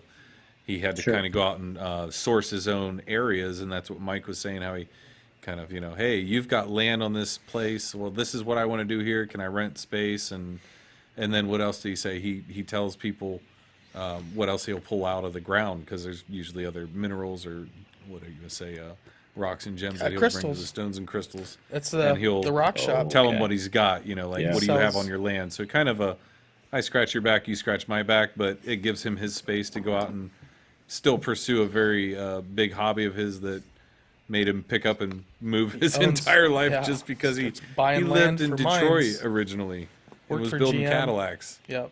but he was digging trilobites, and somebody's Oh, like, well, you need man. to go to Serpent Mound, Ohio. And he's like, what? Like, where? Okay. And, A lot of people from other places end up there. Like you'll hear, some magnetism to it. yeah. And there's a That That really sounds like good. Shasta in California. it kind of Same thing Yeah, happens okay. with Shasta. very Okay. similar. Sedona, Shasta, Serpent Yeah. Mound all have that Just people kind are of. drawn to it. Yep. Right. We live close enough where we can get there it's about Yeah. 2 hours, Yeah. 15 minutes from. So it's Yeah, but it's not a bad drive. it's It's an pretty all quick. day adventure because Yeah. you know can hike down below to the Brush Creek underneath Serpent Mound. There's hiking trails, so it's just it's a fun. beautiful, beautiful area. Are there like local regional like cryptids or monsters that are seen in that area? Are there like stories So of those? it's funny you just bring this up. At Jeffrey Wilson's and Friends of the Serpent Mound had a summer solstice event this past summer, Okay. and we did a little live stream for them and helped them out. Dusty Ruth, Sure. I'm not sure if you've ever heard of Dusty. He's a I've never heard of Bigfoot Dusty. No. Bigfoot researcher out of kind of the Cleveland area, but he spent all Okay. summer in Adams County around Serpent Mound and says there is an active population there. Really? Without a doubt, he started getting reports, and There's not a lot of populace there. There's not a lot of people there. yeah, and there's farmland mixed in with because it is on the arc of the Appalachia, so that Okay. area once you start going more south and west becomes more and more hilly and can be pretty wild. I mean, there's some Yeah. deep valleys, kind of Locust Grove, and it's a little bit more flat, but you got to get kind of out of the crater, and so in that Yeah, kind if of you head southern area Southeast of is that a is where it lot gets of into the mountains. forests Yeah. There's a and lot of river woods. systems and creeks. So he got some casts and some evidence Oh, cool. and says Wow. Love to that see yes, there is. He firmly believes that there is. Could be one of those situations where that summer they were passing through. But as Sure, far yep. as like, Yep. because it's a lot of farmland, and like Justin and Jay were saying from Cryptids of the Corn about that area of Ada is probably a migratory path for the Sasquatch that Follow the him and river his system. his family Yeah. saw. Yeah. That guy probably wasn't living in the area, but passing Yeah. through, and so maybe Exactly. Serpent Mounds, something like that. Yeah. But I don't know. It's, I'm gonna it's have to look that guy some up. kind of strength to it. yeah, Dusty Root, he's on our short list of Dusty Ruth. cryptid. Jeremiah, do you Cool. have any personal or know anyone that's had any kind of UFO encounters out in Iowa? Is that a common thing out that way?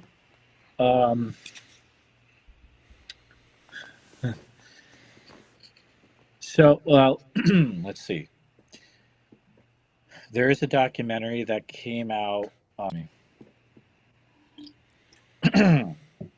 It's very dry where I am right now. You're good. There's a documentary that came out that was filmed in the Van Meter area about a few years ago, called 1903, and it's a group of investigators that are more into the paranormal, but they actually capture quite a bit of UFO activity around Van Meter, which makes it interesting. Okay. I believe you can watch that documentary on. There's a platform called Paraflix. But yeah, so there had been UFO activity in Van Meter scene around the same area where the mine, which is pretty cool. Nice. Well, the description seems very like interdimensional, Mothman-y almost, where it's Yep. if they're shooting at it and it's this kind of like Beam it's- of light out of its. Yeah, it beak? just doesn't seem physical, I guess is what I'm saying, you know. Is this thing It seems UFO like a true related? cryptid, yeah. Like, Extraterrestrial related know. in some way. There's a lot of people that feel that. Yeah. There's also a group of people that are. There's also a theory that gets brought up every year at the festival somehow. By you hear it, is well maybe the visitor got into the cave system and then went all the way out to Point Pleasant Oh, and then became the Mothman, and it's like Yes. okay, wow. I get it. geez. Like, Hey, it is- that's it's going deep. fun. That's deep. that is That's fun. deep. Fun, That is but very the fun. descriptions don't line up. But it is No, they really don't. fun. They don't. It's No, really that's why I thought at first, but Yeah. then I was like, this isn't the Mothman, and that's great. I don't want it to be the Mothman necessarily, right? Like, but it's some similar Right. qualities. We start getting into some categorization or grouping of at least similarities, and I think that's where maybe people go, okay, what was that? And it's like not really. Like Yeah. it doesn't have the same description overall. Going into the cave system though is interesting, just because of the whole Paiute story and about the half massives That's going what I was up thinking. oh my god! Was That story is again, so I'm good. sorry I have to bring this up. I feel like every Okay. episode the What? Hollow Earth comes up. I'm not I mad was For about just me, it. going there. I'm so don't sorry. worry. I was literally just going there. So don't It's worry about Journey to the Center of the Earth, man. It They is. find Jules these Verne. weird creatures. They're coming up into and through the mountains and a from classic. the You're telling me he's honeycomb wrong? inside. And they're coming out, being seen, and then all of a sudden, But- they're all being chased back into the mountain. No one ever seen. The last time they're seen is down in this system to never be seen again. Right, but think about this, and from the story we Is it talked about just a portals? little bit ago on our Strange Happenings thing. Sorry, I can't get this label off, but I'll just block it. We were talking about that Paiute story and the Habmasivs, and when they were there, they were seafaring people, and then the water went out, right? And it became Death Valley because there's no water anymore. Right. But they knew about the They- Panamints and getting up into the mountains, and so they were Retreated. like, hey, we know about that. We were up in this, we watched as the waters receded, etc. They go, how do we know how things played out and what, where things naturally kind of settled, right? And where's a great place to be, right? A natural stronghold. Inside And of then go mountains. inside yeah, absolutely. I mean, But these weird creatures, maybe are they coming through portals from another dimension? Are they actually terrestrial, but just live that's underground and and have developed this weird biology?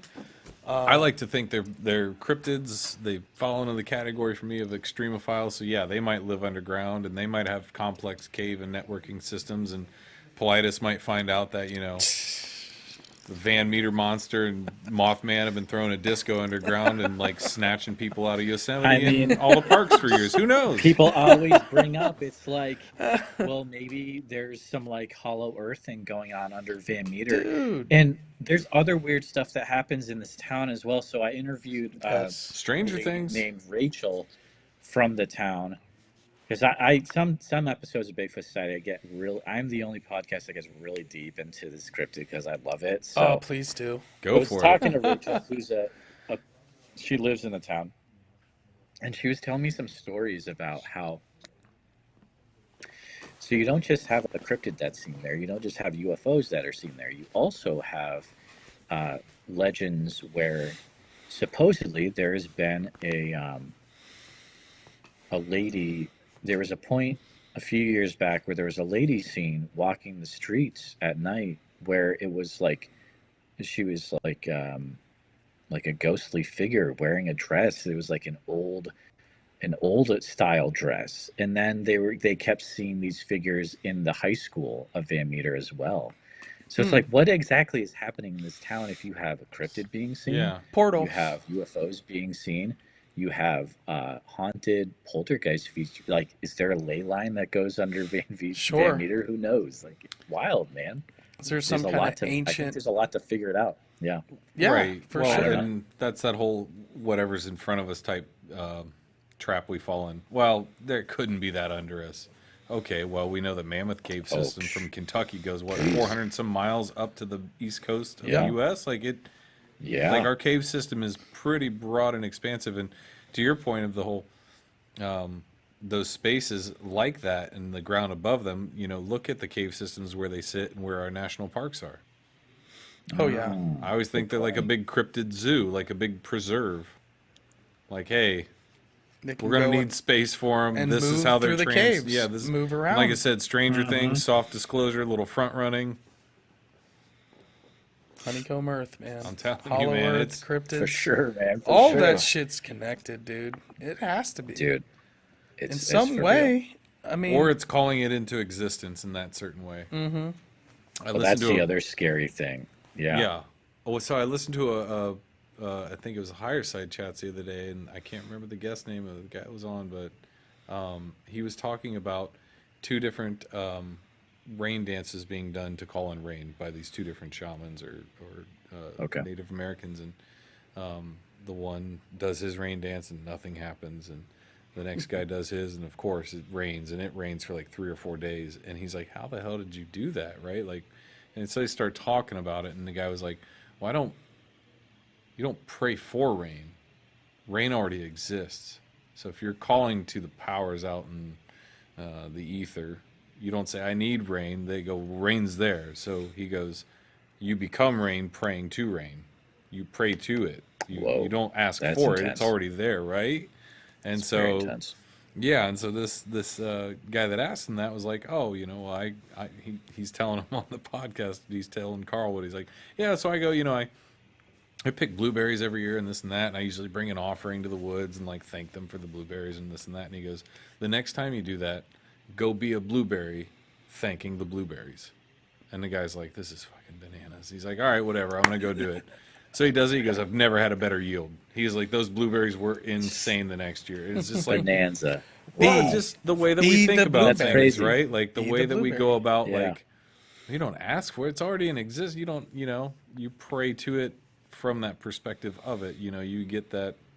I don't know. I mean, it's very meta and very deep, and maybe it takes a while of meditation and practice, but it is an intense. interesting concept. Yeah, of like, you can't bring it into existence. It already exists type thing, I think was where I kind of just, it stumped me for a minute. I was like, that's really interesting. Yeah, like Ramdas says, you So- can't want anything because you already have it all. Right. Right. I am curious what you guys think all those pilots are seeing up in the skies. What is being seen up? You wanna Like, take that I one? know that's a question. I have Right. my theories. So but many good accounts of, I think it's the Japanese know. airlines coming into Alaska with the UFO that was playing chicken with them, and going from their altitude to above them. I don't know how many thousands or hundreds of thousands of feet to very low. And I mean, again, it's kind of how I got drawn back into Sasquatch. I was not a big believer in Sasquatch for a long time, and I started listening to a lot of episodes Okay. of hearing people in the woods that are hunters, and that's all they do. They're looking Oh, to yeah. hunt, right? So if they come back, and again, you don't get overnight fame and success in your small town if you come out and say, "Hey, I saw Sasquatch." You get ridiculed. So Right. you don't generally come out and say anything about it unless you're just kind of like, you know what, I don't know what other recourse I have here. Like I just That's have to right. because it's the truth, right? So that's what I think percolates up or bubbles up from these people that get on these shows and start telling their stories, is that it's such a real encounter that they don't know what else to do with it, but they got to tell somebody. And that's great because Yeah. you're not alone. I'm sure there's other people that are having similar encounters, right? the pilots are the You're best trained. example. Yeah, you're trained. The pilots with the UFOs, exactly. Like The Tic Tac and the David Fravor's and David Fravor and Oh, yeah. all Yeah, those guys. exactly. oh That's- yeah, I said that's the slow walk back Roswell style they're trying to do. But now they are. I know. I think 2023. It's a dam that's just gonna break wide open. Yeah, I think you're trying to tamp Eventually, it down. it'll break hard. It's gonna break And hard. Yeah.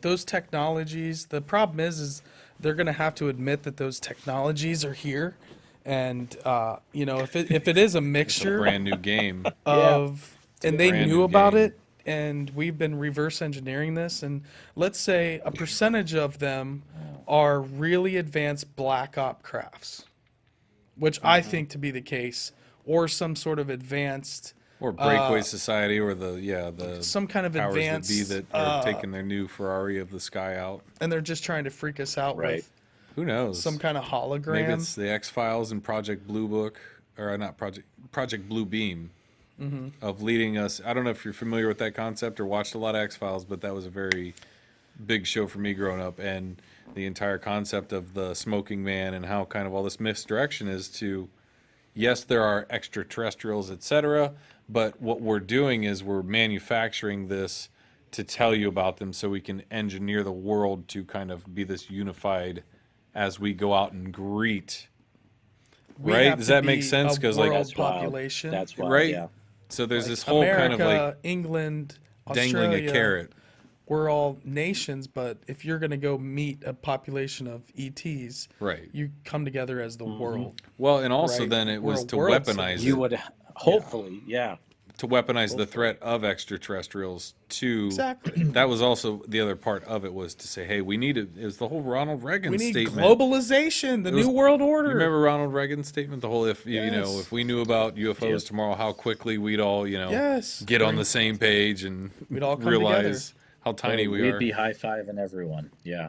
Yeah, Right. yeah, Like, instantly. we got to band together. Yeah, instantly. So it's interesting. It makes you, you know, I've heard a lot of the different conspiracies and accounts of, you know, meetings at I think it's Edwards Air Force Base in California with Eisenhower and the treaty with the Greys and the Oh yeah, EBEs and that's Laura the Eisenhower's exchange of story. human DNA for that and research. And I mean, you know, I don't know. There's just so much out there anymore. It's like I keep paying attention, but do I have a solid yes or no on it? I don't. I mean, but As I far think as what we're something's seeing going on. right now, the escalation of how many sightings and the different shapes and sizes, I feel like there's just something as far as just the sheer volume of sightings, something's going on. When So- Russia's shooting down a UFO, or apparently they Yeah. tried to, or All the It's- UFOs over in Ukraine, those Yeah. stories. There's a ton of Right. stories, dude. there's a It's ton going on nuts. right now. I did not. Know This that. was back more like a few months ago. There were Mhm. like continuous stories coming out of that area of like stuff being seen in the skies and just like what is that? Yeah, They're It's like weird interesting. stuff. coming to warn us, you know, hey, we're here. Or they're waiting to see Let's- somebody shoot off a nuclear bomb so they can disarm it midair with some laser beams. Right. I don't honestly, but Well, I don't think we'll ever see a nuclear device detonated that way again. Hopefully. Oh, I hope not. But Well, I it's mean, I don't crazy think how if many they're. times- Yeah, go ahead. Yeah. Sorry, Jeremiah, go ahead. how many times the like the missiles have been disarmed at a nuclear site by Right. something Oh. like flying around like that is just like Right. holy mackerel, what is going on? Just But Yeah. Beam my of favorite light. theory is like it's us from the future time traveling back to Man, certain periods sure. to I was do gonna say- sightseeing. Sure. And we're the babies, I right? was gonna say We're the babies, and they're the adults, and they're like, "Damn kids, we can't give you anything. How are we going to give you limitless power and knowledge? Like, Exactly. it's going to kill yourselves." So Yeah. I mean, but it also, you know, the whole time Right. traveling thought, the whole Rendlesham they're us Forest, from the future. right? Rendlesham Forest incident where the guy was like, "They're time traveling." So what if it's like they're monitoring us to make sure that we make it so that they make it, type thing? Make that's sure we're cool. on the right timeline. Right. And we're not shifting timelines Yeah, yeah. like Loki. I mean, it's there's Because we probably keep messing it up through the whole Mandela stuff. Like, wouldn't that be awesome if we Well- kept like messing it up and they kept having to come back to like course correct Right. things? What like if a real life that's video nuts. game for them. What if that's what CERN was doing? CERN is throwing us Dude. on these timelines, and Oh we're my ripping open space time, and all of a sudden we're just whoop, and that's why you're getting all these Mandela effects, and then weird crafts, different shapes are constantly coming through as this veil is extremely thin because we're just literally making mini black holes every time we're colliding particles. It's that And that's Half-Life why 2 all over. Cryptids, Dogman, Yeah. the weird dude. things happening out on, Skinwalker mean, I'll say this. Ranch, I- and it goes on and on. I was watching a video the sure. other day of a, the Oculus and all that you can put on the AR set. Well, now Oh, yeah, sure. they have it where you put that on, and you're like standing on like Bikini Atoll, and you hear this countdown. It's Yes, on I've 10, seen this one. Yeah. 9, Oh, 8, and then it's a crazy. nuclear bomb sets off, like miles away. And when that shockwave hits, Mm-hmm. and then everything around you just looks like it's burning and probably will be soon. Yeah. You don't think if there's a superior intellect being out there, they're seeing this from, they're Yeah, like, dude. what the hell is that, Jeff? We need to get down there. You Yeah. see what they're doing? Like, what the hell are wrong with these guys? They were on a good path, and now they're using it to blow themselves up. It's like Joe Rogan with the They're hammer, you messing know? it up, dude. Yeah, you can use a hammer to build a shed, or you can hit yourself in the, balls with it. Yeah. It's how you use Good it is point, up to man. you. It's a good point. Yeah. God, it's Oh my goodness. But yeah, it's just Sure wild it to is. think that we're not alone and know that we probably aren't as much as we think we are. And it's just, I think one day that'll be just the Men in Black aha moment of Will Smith going into work, like, oh yeah, of course there's aliens. Like, just Right.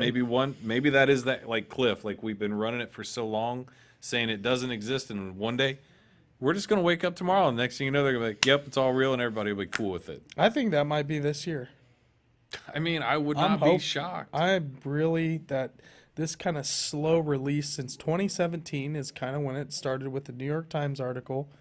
Yeah. that right before Thanksgiving. Bob Not many Lazar's people. Bob were- Lazar's back, incredible again, Dude, Bob Lazar, let's go. right? his Bob story Lazar's back, over all right. time gets more and more credible. Well, as because it never things changes, really. that he at says all. start to come out as Yep. yes, It's wild. we have created uranium 130, the particle. Oh yeah, yeah. He's like the David Icke of 442. ufology. He says Right. all these things where you're like, man, this guy just sounds so out to lunch, and then 20, 30 years later, you're like, you feel bad for thinking how insane some of the things sounded. Yeah, I remember reading The Biggest Secret, going, this is like fiction. This is great Yeah, fiction. I it's mean, this fun. guy is like just drawing it all together like it's real, and then you start watching it, and you're going, oh, what is this, Nostradamus? It's just really wild, but it's also kind of interesting to know that as apparent as it seems sometimes, and maybe later on is correlated, there are also the people that you could tell until you're blue in the face, and they're like, oh, no, that can't be. No, there's no way there's a Sasquatch. There's no way there's a UFOs. There's no way any of this, right? Like the guy that moved out of Tom's house probably just didn't want to believe it. It was happening right in front of him. He's Yeah. seeing it happen, He's- but it's against his religion, so he's out of there, right? Baptist minister. Right. So, Yep. yeah, I don't have anything clouding me in that way, right? Like, I don't have anything that says you can't believe in this or can't believe in that, but also following evidence as much as possible, right? So when you Exactly. guys were taking you've taken these trips all over the place, right? You've gone on these strange roads all over the place. Yeah. Have there been times where something you've just either stumbled upon something or you had a situation where you just got freaked out and you're like, I don't know what's going on right now, but I want to get out of it. Anything Yeah. like that. Yeah, I haven't gone public with some of those a little bit more. We're Okay. trying to find a All right. way to right, work all right. work some of. I can be kind of I guess, basic with it.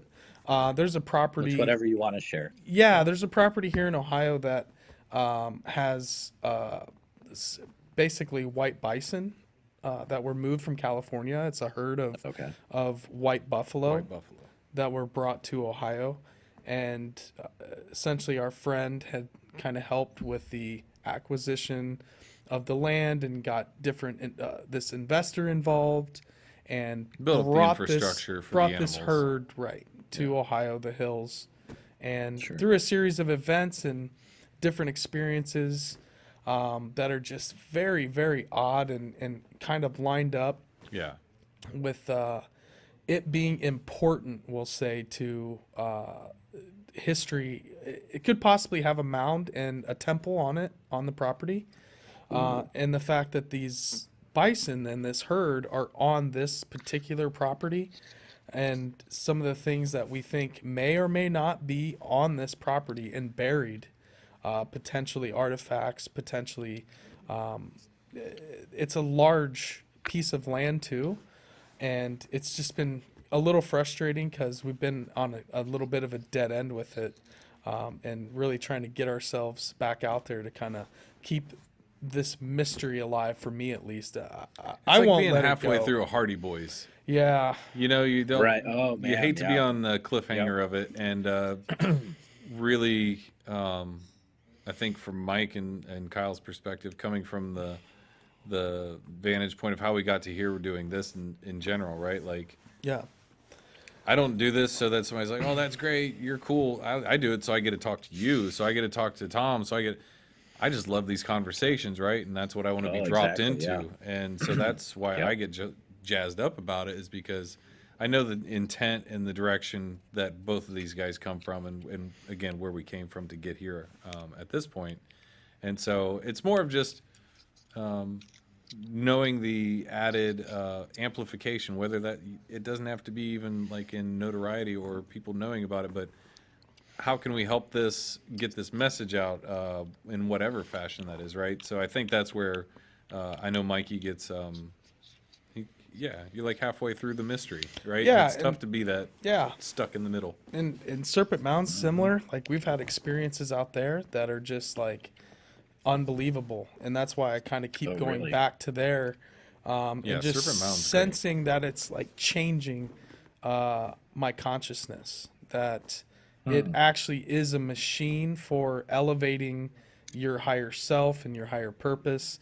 And I've used wow. it to, through, getting to know myself. I found my biological family a few years back. And Yeah, it's like an activator, right? it totally turns you put, on put and me on charges that you up path. and And, gets people moving. I found out I had 4 brothers and sisters that I never knew I had. I found my biological mother, found out their family history, that they actually had a house that went back to the Revolutionary War in Adams County, right down the road from Serpent Mound. So here's some of the strange road. So that's part of that, like the road to get to what Yeah. I'm doing, what we're doing now, was a lot of like figuring out who the hell I was and how I fit in with the fact that I landed in this small town and You should- grew up with you. You should tell them the story you told It's- me just the other day about, if you want to, shooting at Ross's house when he was like, "Oh yeah, I just wanted to ask you, who was the lady?" Oh yeah, I could share this story. This is kind of cool. This had me going pretty good. I was like, I've never heard. But again, this. Ross is a part of this journey, this strange Ross road too. Hamilton. Ross Hamilton. If you know Ross Hamilton, you asked about giants earlier, Jeremiah. Yeah. If you Okay. want some pretty good insight on that, Mikey can probably point you that way too. But yeah, Ross is a pretty good resource. Ross Hamilton. Yeah, he's pretty much the OG of giants research. He's one of the Yeah, I have heard that name. Yeah. so like Yeah, tell me your story. a lot of guys that have written giants books kind of give props to him as an inspiration, or even bring him in to write the preface of their books. If you're into it, eventually you find him and Right. and meet him. So that was kind of, I saw him and Jeffrey Wilson speak at one of Terry and Tom's events, Serpent Mound Star Knowledge, years back, and introduced myself, and we had the chance to interview him like a year and a half ago, and we showed up to his house with a bunch of gear, cameras, lights, and it was myself, Stoner, and our buddy Sam Thompson. Shout out to Sammy Sam, boy. what's up?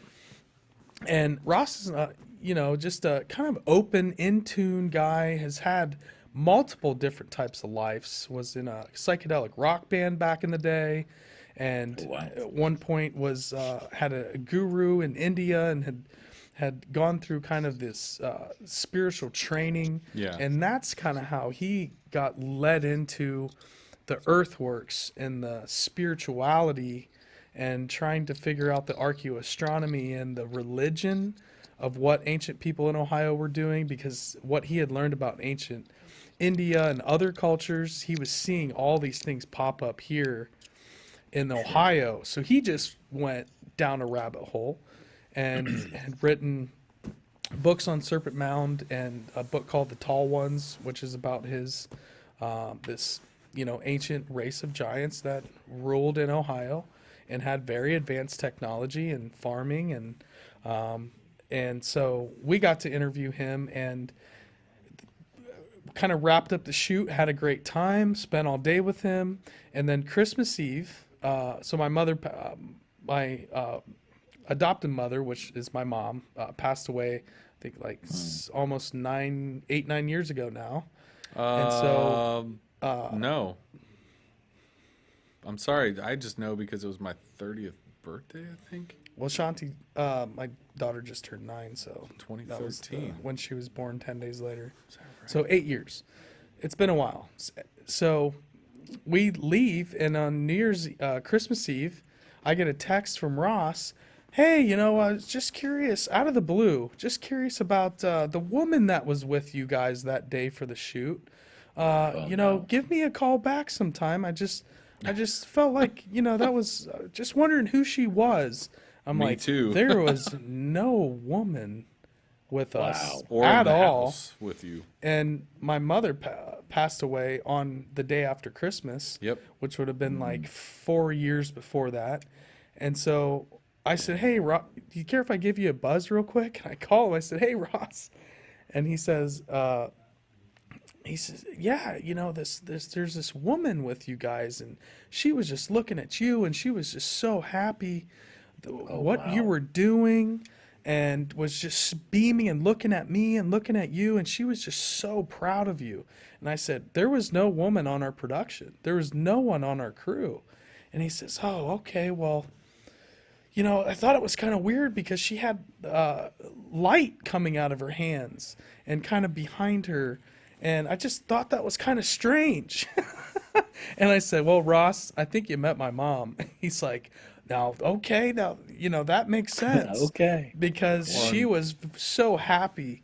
And I said, well, you're a big part of, you know, she knew how much that I wanted to meet you and do this interview. So Oh, wow. she was She definitely passed away going, Christmas Day, oh my right? gosh, this is amazing. We That were is over cool. Christmas Eve, and that was even wild. My wife was the next just day. like, "Hey, you should just stop by Mike and his parents." I'm It like, was "No, they're Christmas having Day, yeah. Christmas, you know." And my wife's like, "No, we should go." And then we stop over there, and the next day we were driving back to Columbus, and I got a text from Mike, and he's like, "Hey," he's like, "She just passed." I was like, "What?" Like, you know, just one of those weird, again, synchronicities of timing of But, you know, it's just strange wild. that it was a personal, just a quick message to me. It wasn't like him trying to push any of that. He honestly just wanted to know who the person was in I his would have house. too. I would have said and the thought same it was thing. odd that there was this Yeah. light. I'd be like, by the way, there was a lady with glowing hands, and can we talk about it? But I just got chills immediately and is just What a kind of fantastic story. freaked Right? out. Amazing. Right? Yeah, Mikey's got a little bit of magnetism too. Like he pulls in kind of he is he doesn't know it, but he has kind of created the strange road beyond his awareness, right? Interesting. Because he does pull in such unique personalities. And you know, before I had any idea who Ross Hamilton was or Tom Johnson or Jeff Wilson, Mike did, right? Like he was like, "Hey, I just met this guy and he told me this and this." And I'm like, "Wait, what?" And, you know, 100 miles an hour. And it's just, he's built up such a knowledge base over the years from doing all of this that, I mean, I have my own experience with what I've, you know, looked into and researched, but Mikey's got his own kind of aspect too. So kind of combining, yeah, we have overlapping and some, you know, personal interest, but I think that's kind of been the blend. And we also get a lot of influence from Kyle and his, you know, curiosities as well. And, you know, from people that send in a comment, "Hey, what do you think about this? Ask about that." Cool. That's great. I didn't know about that. That's awesome. Put it on my radar, you know? Yep. Like I said, there's a lot to try to pay attention to and keep track of that. It can get very overwhelming. And I don't want to get siloed into just looking at one aspect. And, you know, it sounds like you don't either. You're like, you know, Van Meter Monster, Bigfoot.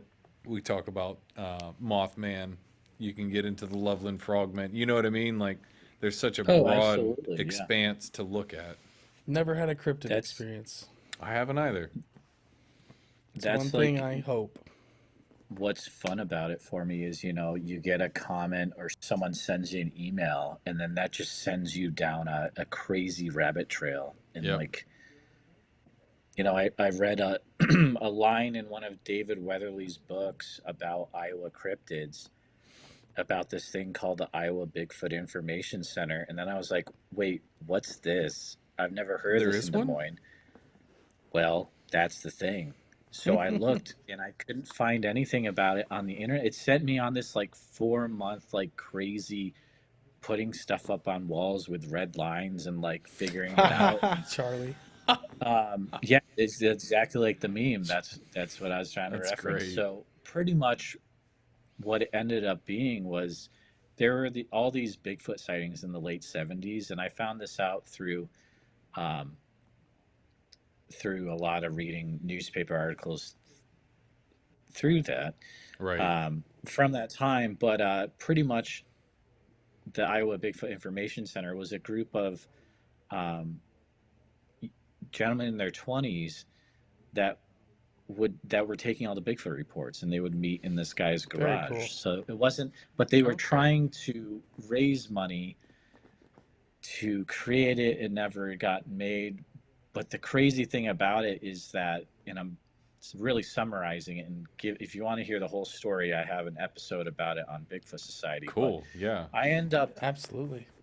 the two main guys that headed up, turns out one of them lived really close to me, but I never knew he was there. And then he had passed the year before. So then I'm looking on his online obituary page.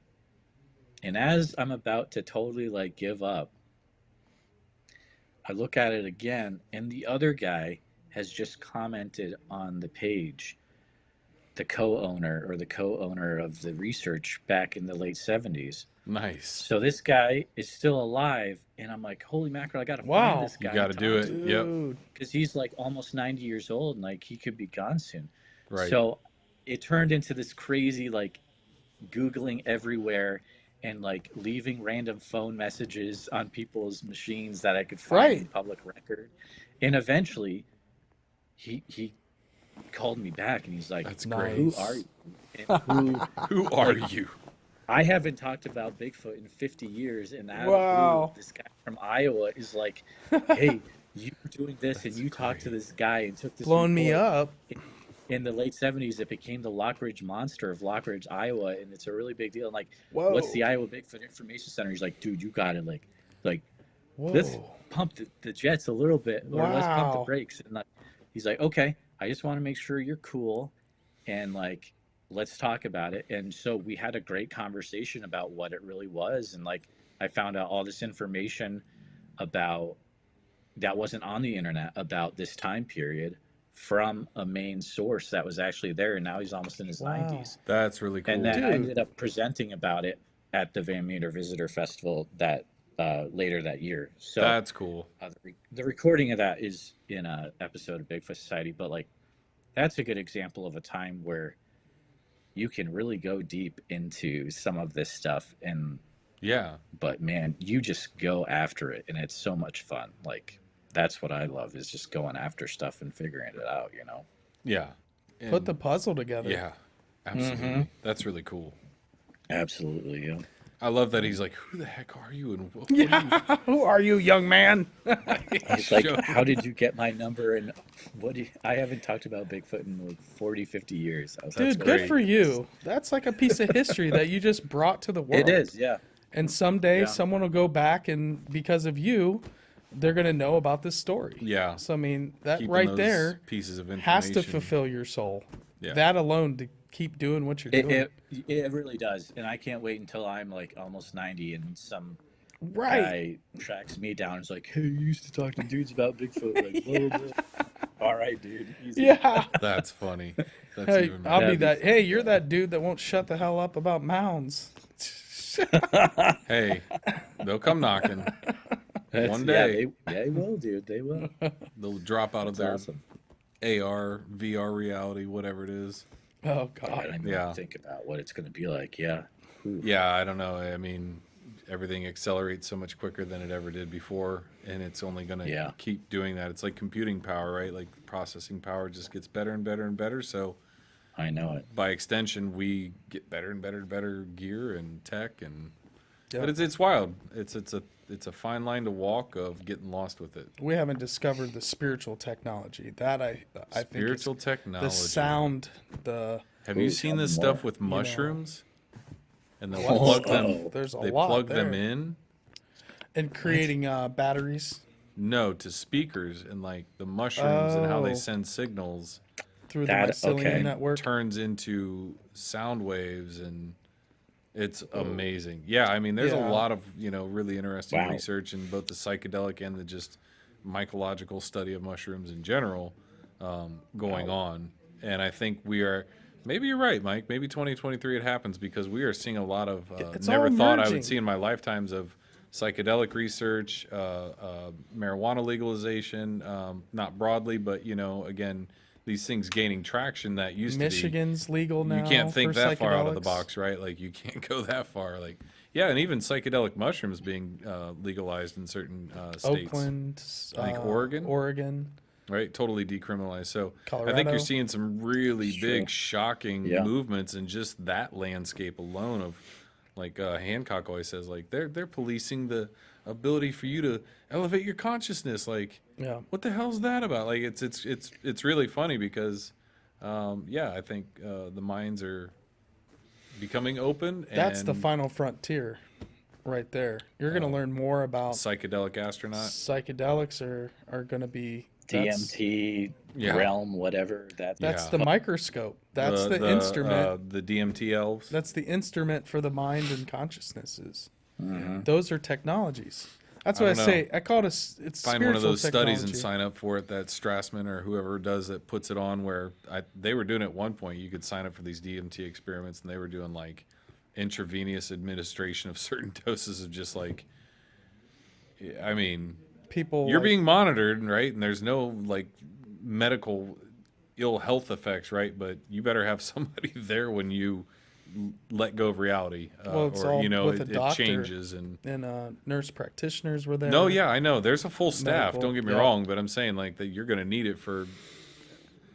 I mean, I would think you'd need to be strapped to the chair or to the bed. You need to be comfortable. Put it that way. Because aren't they trying to? They're trying to like map the realm that everyone. Man, this is so The weird DMT to say realm. that sentence. Yeah, Right. Yeah, and Well, they're yeah. doing a pretty good job of it with the Yep. fractals. that's wild, man. And the fractal We have video chemical technology. receptors for it, you know. You know, those fractal videos that keep going deeper and deeper. Oh yeah, and yeah. That deeper keep and kind of digging down and zoom in endlessly, like- like infinity. It's like a Mandelbrot set. Are you familiar with those at all, Jeremiah? Absolutely not. No. God, was it the guy that wrote? He was Arthur C. Clarke, I believe Okay. so. And this is back in the day when they had to bring it by satellite. I think it was like him and Carl Sagan and Stephen Hawking, and he ran a computer program on his computer. And if you want to look at some, you could go on YouTube and type it in Mandelbrot, Mandelbrot, Mandelbrot set. It's a mathematical data point set that infinitely loops and keeps. It's kind of like the whole tool.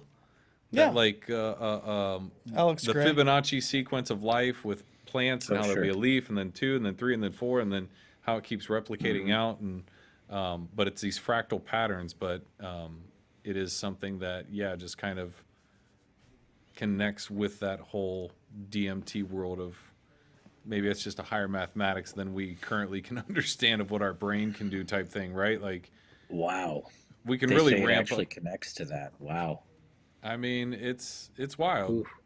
But yeah, if you check it out, Arthur C. Clarke and Mandelbrot sets is great. Blowing my mind. I don't know, man. I don't Mine's blown after this one. I was about to say, I think I'm thoroughly blown. Van Meter The Van Monster. Meter Monster. That's I know. Oh, it's guys. have I never can't gotten let a it be. real clear story. So thank you Yeah. so much for Yeah. But like you sharing it's that. The Van Meter Visitor. It's the Van Meter Visitor. Van Meter Oh, the Van Visitor. Meter Visitor. I'm sorry. You got You're it. right. There's so many You're right. monsters. So many I know, monsters. but Van you Meter gotta- Van Meter Visitor. It's like I'll never I mess can't it's it like up again. Circleville. Van Meter. I will Visitor. never mess that up again. VV. It's like VMV, Circleville, dude. Ohio. If you show up VMV. and say I'm here for the Pumpkin Fest, people know that you're not from Circleville, Ohio. If you show up Oh, and say snap. I'm here for the Pumpkin Show, Yeah. they know They you're know. from there. Yep. Exactly. So- Then you're legit. Van You're Meter legit. Visitor. And you know, I have seen the T-shirts and stickers of the Van Meter Visitor, and we saw a bunch at CryptidCon, but Oh, I yeah, never dude. really got like it's super popular. Like the Flatwoods Monster, Loveland Frog. Oh yeah, yeah. Van yeah. Meter Visitor was in a Yeah. lot of artwork. So, Sherman. I did mean, he do someone one keeps of talking the- about Yep. it, dude. yep, Yeah. dude, absolutely. I think you're the catalyst. You may be Well, I one of try the. to be. Yeah. Yeah, I'm serious. I don't doubt it at all because I know you've been a speaker at conferences, other conferences where you've been invited to speak just on the Van Meter Visitor. That's awesome. So far, the main one has been the just at the festival, but I do get to do the podcast live at Seth Breedlove's. That's what Monster I was Fest thinking. Oh, cool. in June, Yes. which that's going to be fun. I'm looking forward to That's that. cool. Where's that at? see- That's in Canton, Canton. Ohio. Canton, Ohio. Yeah. Okay. And that brings up Jeremiah. Is there anything you want to sign off with? Anything you want to promote? Is there any what do you got going on and coming up? You're going to be speaking. You got So- some cool stuff. Well, the main area you can go to get like where my stuff is or listen to Bigfoot Society if you want, check it out. You can go to BigfootSocietyPodcast.com. All the links are there. You can find Bigfoot Society as a podcast on most platforms like Apple Podcasts, Spotify, all that good stuff. check it out. I'm on all the different social media platforms. If you're on TikTok, follow me there. Get involved. There's a lot of crazy stuff going on. Bigfoot Society. But next thing I have on my schedule is Monster Fest coming up in Canton, Ohio, with being put on by Small Town Monsters. It's early June, so make sure you get your ticket for that. Also be at the Van Meter Visitor Festival in Van Meter, Iowa, September 30th of this year. And maybe some other stuff, but those are the things I have planned. So my listeners, make sure that you check out The Strange Road, subscribe to their YouTube, and I'll have all the links in the show notes for this episode. Make sure you are listening and watching these guys because they're going places. So. Oh man, thank you. Thanks, Appreciate Jeremiah. that. I feel like it's reciprocated on the other side more. And we feel the same about yeah. you, dude. You are absolutely crushing it. Hitting it and getting after it. We look at you for what you're doing as inspiration for absolutely where we want to take our next level and steps. But all of Jeremiah's social media links are copied in our description of this stream, and will be when the audio version comes out. You'll be seeing me tweeting out his stuff on Twitter. Yep. So if you follow me or follow The Strange Road on Twitter, I will be reposting his stuff as well because, again, just trying to amplify that reach. And there's going to be people that want to read it if I want to read it, right? Absolutely. And for Jeremiah's listeners, you can follow us on all social media platforms at The Strange Road. Instagram, Bub_Ranley, Bub Ranley on Twitter. Mikey Leisner on Instagram. And then we have a Facebook group coming out, so keep an eye out for that. We definitely have drawn some inspiration from your Facebook group, Cryptids of the Corn's Facebook group, so we feel like that's a great way for reaching out. Yeah, you can also follow Kyle on Instagram. Yep. Kyle Stonard on Insta. He does some rad stuff. Yep. He does some very cool stuff. Kyle does some incredible photography and mini RC car videos. Mini RC that have truck, been taking off lately. Like 4-wheel-drive road, and it's pretty cool. And now I keep seeing him in my Insta feed. Mike and Kyle have unleashed me on Instagram, and I'm going wild with it, so I've had to rein it in. But that's where you can find us on social media. And if you go on and listen to us on Spotify, Apple, Google Podcasts, all those places. Please leave us a message, comment, hit the like button, what have you. Leave a review, please, or a 5-star if you can. And we appreciate everybody watching us. And can't thank Jeremiah enough for coming on tonight. And everybody that was watching live at home or in the chat. If Kyle was hitting you back up on the keys back there, I hope you guys had fun. Mikey, what do you got? Yeah, I just want to, again, Jeremiah, thank you so much. This has been such a rad conversation. We appreciate your time and giving us the nod. And man, we'll stay in touch. Yeah. And we'll be in contact. Keep following everything you're doing. And I think maybe we get a Bigfoot research organization going out sometime. We go on a collaborative camp out. Yes, absolutely. Meet somewhere in the middle. Yeah, let us know. We will. We have cameras. We can bring cameras. Yeah, that's true. You got the setup. We've got some cameras. Oh yeah. Hot mic. We'll put one on throughout the night. We'll catch it. We're gonna get it. Nice. But you see me running, I saw something. That's right. You're out of there. You see me booking, I saw something. God. Well, that's it for us, guys. Yeah. Thank you for everybody that's watching at home. We will be back for more awesome episodes and more stuff. We got more coming. Keep following Jeremiah and take care, Absolutely. guys. See you, Jeremiah. See you, dudes. See you, buddy.